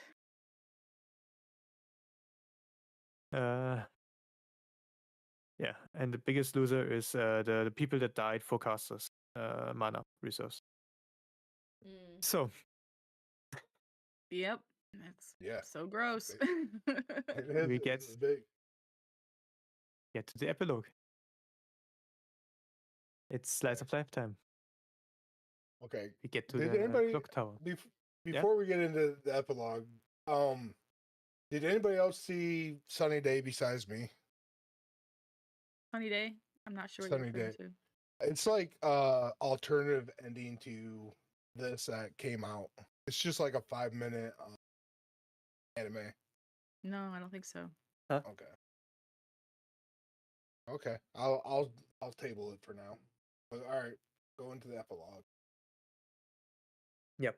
We see we start with a future version of both Shiro and Tosaka. Rin and Shiro. They both are at the clock tower, Mage's clock tower. And now they study there, Magecraft. Then we go back to the school where they graduate. I don't think they actually graduate yet. They were in the second year of 3 years. The second year, and then I think they decided to. We get the backstory of how Shiro went there with Rin to the clock tower. So Ren tells him that she can get him into. She didn't want to go to London by herself, but she can bring him in as a pupil, and she can go with him as like a servant. So, Shiro, as always, is really popular with girls. So much so that they decide that to fight it out.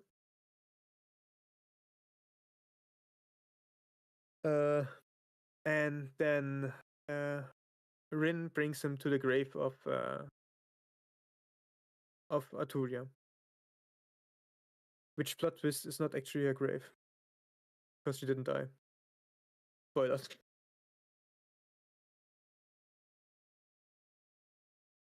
Yeah. This would be too complicated to get into. They had a little but yeah, scene. that's the grave of her. So that's the tourist destination where people go to honor. Yeah, exactly. So good enough, close enough. Yeah. So we see the happy ending. That's the only ending that is actually with a happy ending. This is the best ending. Of all of the Fey routes, this is the best one? That is debatable, but it's at least Shiro does not end up as a sword here, or as a puppet, or as anything that other like. Who's the priest that kind of they pass in the hall and he has a conversation with?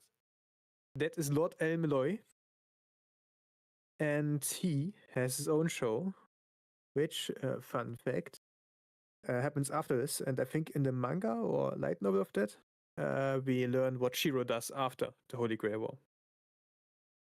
And the only Holy Grail War that ends with him actually being able to do the things that he does then is the Unlimited Blade Works one. The El So Malloy, I think it plays there. Yeah.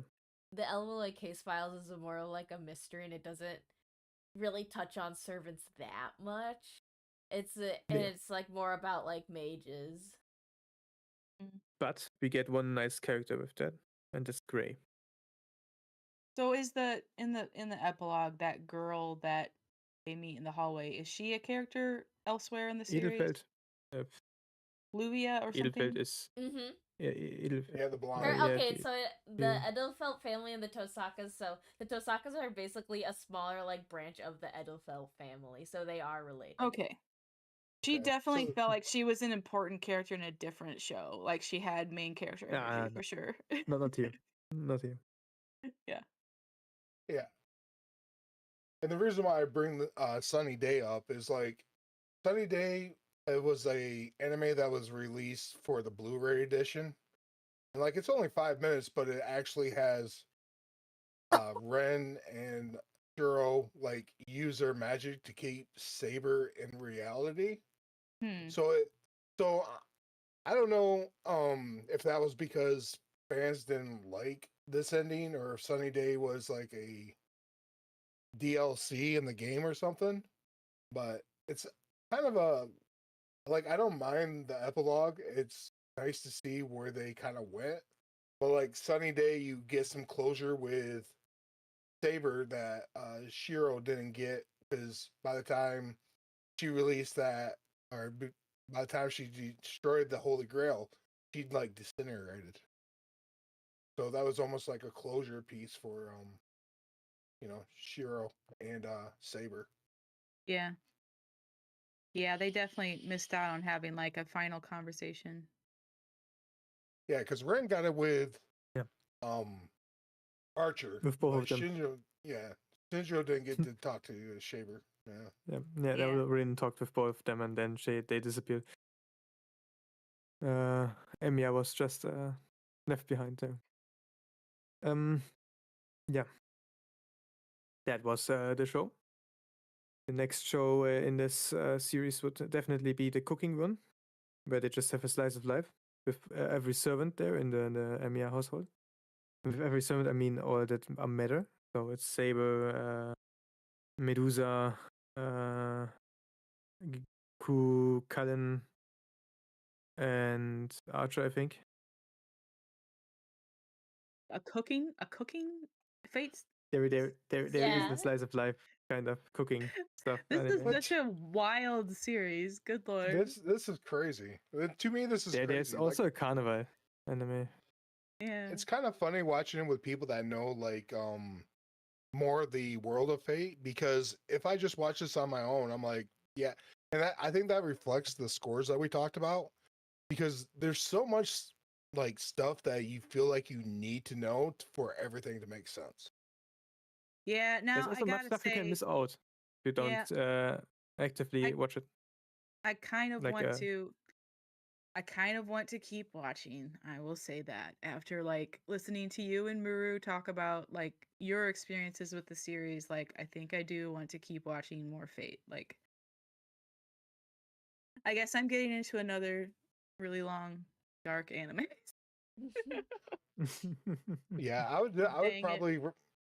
probably like to get a recommendation guide, because like I heard Fate Fake is supposed to be pretty good, but I'm not sure. Like I said, I like I the was story. asking, yeah. While we were talking, I asked Grok for like what it would recommend as a watch order. I treat Grok as like a fancy search engine. So it Mhm. said you should start with the Fate State Night 2006, and then Unlimited Blade Works, and then Heaven's Field Trilogy, and then Fate Zero. Yes. That you agree with that order? Yeah, because the thing about Phase Zero is, despite it being a prequel, it is in its own, like, it's a different universe, because Gen Urobuchi wrote it, and then the Fate Zero that is referenced in what is essentially, like, the first three you mentioned, goes a lot differently than what Gen Urobuchi wrote. Okay. Well, then, But it does here's do my a good question. job of being a prequel. It's just like, Yeah, some yeah, things yeah. are different. Right. Would so you? and then Go go ahead. ahead. Sorry, credits. Go Well, ahead. I just want to ask one question. Would you recommend the light novel over the anime, or the anime over the light? I mean, usually the goal is to read when it comes to the Nasuverse. So the light novel. Play the visual novel. It has a remaster on Steam. The visual novel you think is better than the light novel, or like more accessible maybe? The visual novel is the original, and there you Yeah. learn how much of a plot armor Emiya has. That, I mean, it's just also good because like it gives you a lot of things. You get to click in, you get to see like the servant cards, and they give you like explanations as to the skills and what they do. It's more immersive. And if you want to play Fate and are more action-oriented in games, then go either Fate Extra or Fate Samurai Remnant. No, I want story. So I Oh, apologize. there is for in every stepping Fate there is a story. I'm No, gonna no, do no, a I'm talking- playthrough of the visual novel though. We can all do it. Maybe. Who knows? Yeah, I am down.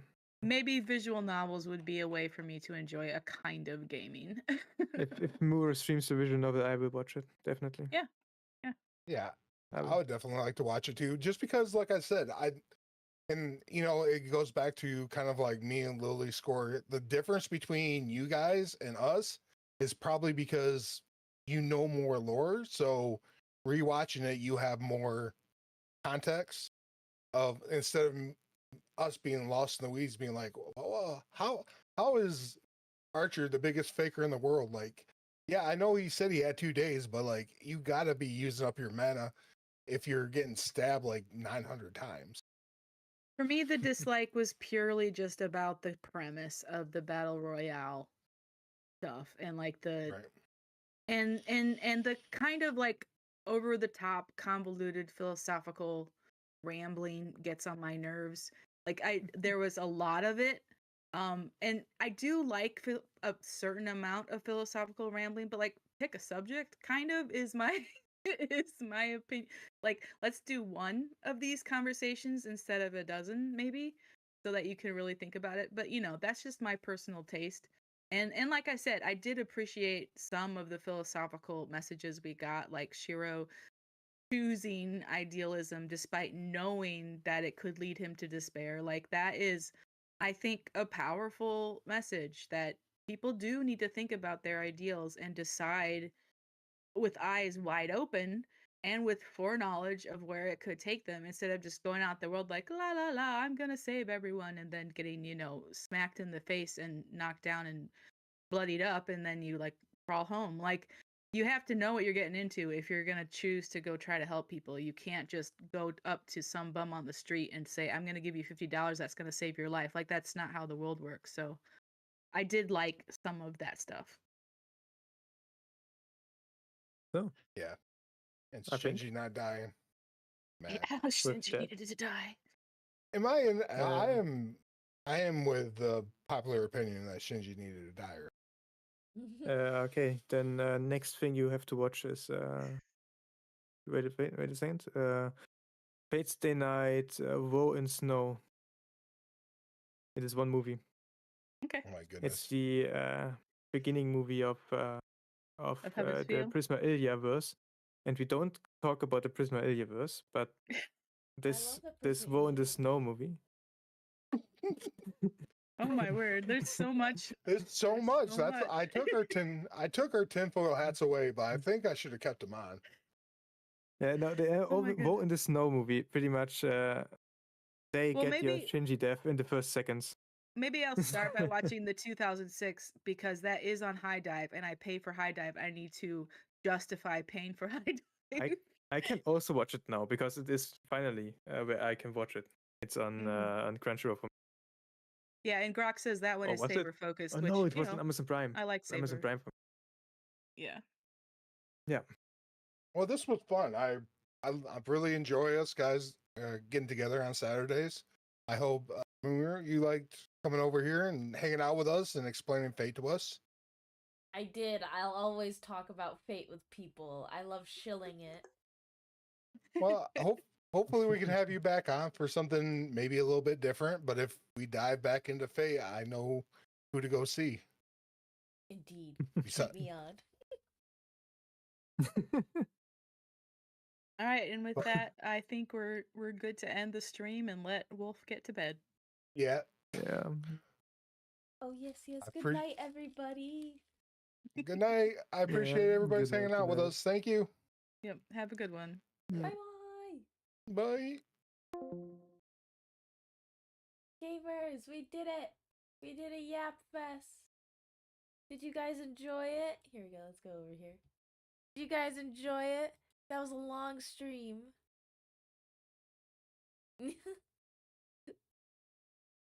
I don't know. Have you guys watched the Fate series? There's a lot to learn about it. It's one of my favorites.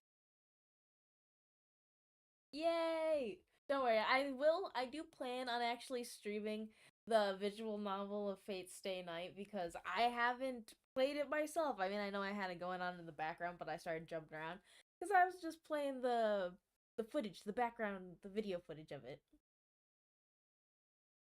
You think Stay Night is the one you've seen? Probably. That's one that Ufotable kind of got known for. They're the reason why Demon Slayer was made. Because Ufotable got funded real hard from Fate Stay Night Unlimited Blade Works. Or wait, is there? Oh wait, there is just plain Fate Stay Night too. Sorry, I'm blanking. There's so many fates that they get crossed in my brain. But this has been a long stream, guys. We did it. We streamed for a while. It was a success. How long? What's my time, guys? What's my time? 4 hours and 1 minute? We did good. We did good.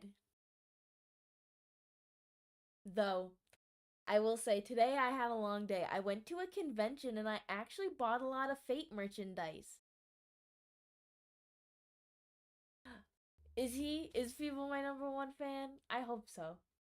I hope he enjoys me. My yapping never ceases. But I spent wait, I think I can show pictures. Let me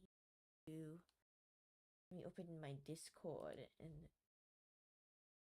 show you guys. I think I put the pictures in here. Let me scroll. Hey guys, we're gonna go back to gaming. And now, oh wait, I gotta close not YouTube, but screen one. Oh, wait, there we go. Here we go. Oh wait, is it gonna be cropped weird? It probably is gonna be cropped a little weird. But I got this figure. I got Tamamo and Nero on they're the racing ones. They look so pretty. I took a second of figuring out how to put them together because the flags are in two pieces, so you put them together and they kind of fit into Tamamo's tail, so that way they stay. I got this wall tapestry. This one was $100. The other figure, the first figure I showed, that was $440. It was expensive. This was $100. It came with also a little card, which is like a credit card. It's so cute. I love it. I love Tamamo Namai from Fate Extra. We'll play Fate Extra too, but Fate Extra kind of pisses me off, so that one will rage. It'll make me rage quit. I got this art book. They're kind of saucy. I said I was gonna get some Gooner items, so I did. This is a little Koyanskaya plush, little Tsum Tsum. And then this is a Mahoya wall tapestry as well. I think this is the other half of the picture, yeah. And then I got a little Naknareya, which is a foreigner class servant from Fate Grand Order. It was in a $100 grab bag. And its themed was the Eldritch characters of Fate. And she's so tiny and cute. I was happy. And this right here is an Altera. It's an Altera dandy. I have a better picture. I'll send it I'll grab it in a second. But it's not for me. This is for my friend Verbatim. He is the biggest Altera simp I know, and I'm gonna send it to him because he doesn't have it, and it's from 2017 FGO Fest. It was the only one there, and I knew he didn't have it, so boom, I got it. I sent it to him. He was like, "I'll pay you for it." I was like, "Don't worry. I already know." And then this is a wall scroll of Abby. I love this one because like I like the cats on it. Oh my god, you guys can't see. The pictures aren't that good. Wait, I think. Sorry, don't look at that one. I'm gonna get in trouble. This one, they're little standees. I'm sorry. And then there's this folder. There's a folder. I like Lilith. Oh, here's a better picture of the Altera for my friend. I'm gonna get banned. I don't want to get banned. Okay, Extella. And yeah, that's what I got. Oh, and then this is my anime list. Haha. I think it was a pretty good haul. I am happy with my purchases. Oh, there are a few little keychains that I didn't take pictures of. Like I got a Maxwell's Demon keychain. Okay, wait, let me show you guys. Maxwell's Demon Fate. He's this. But I got like this version of him where he looks a little derpy.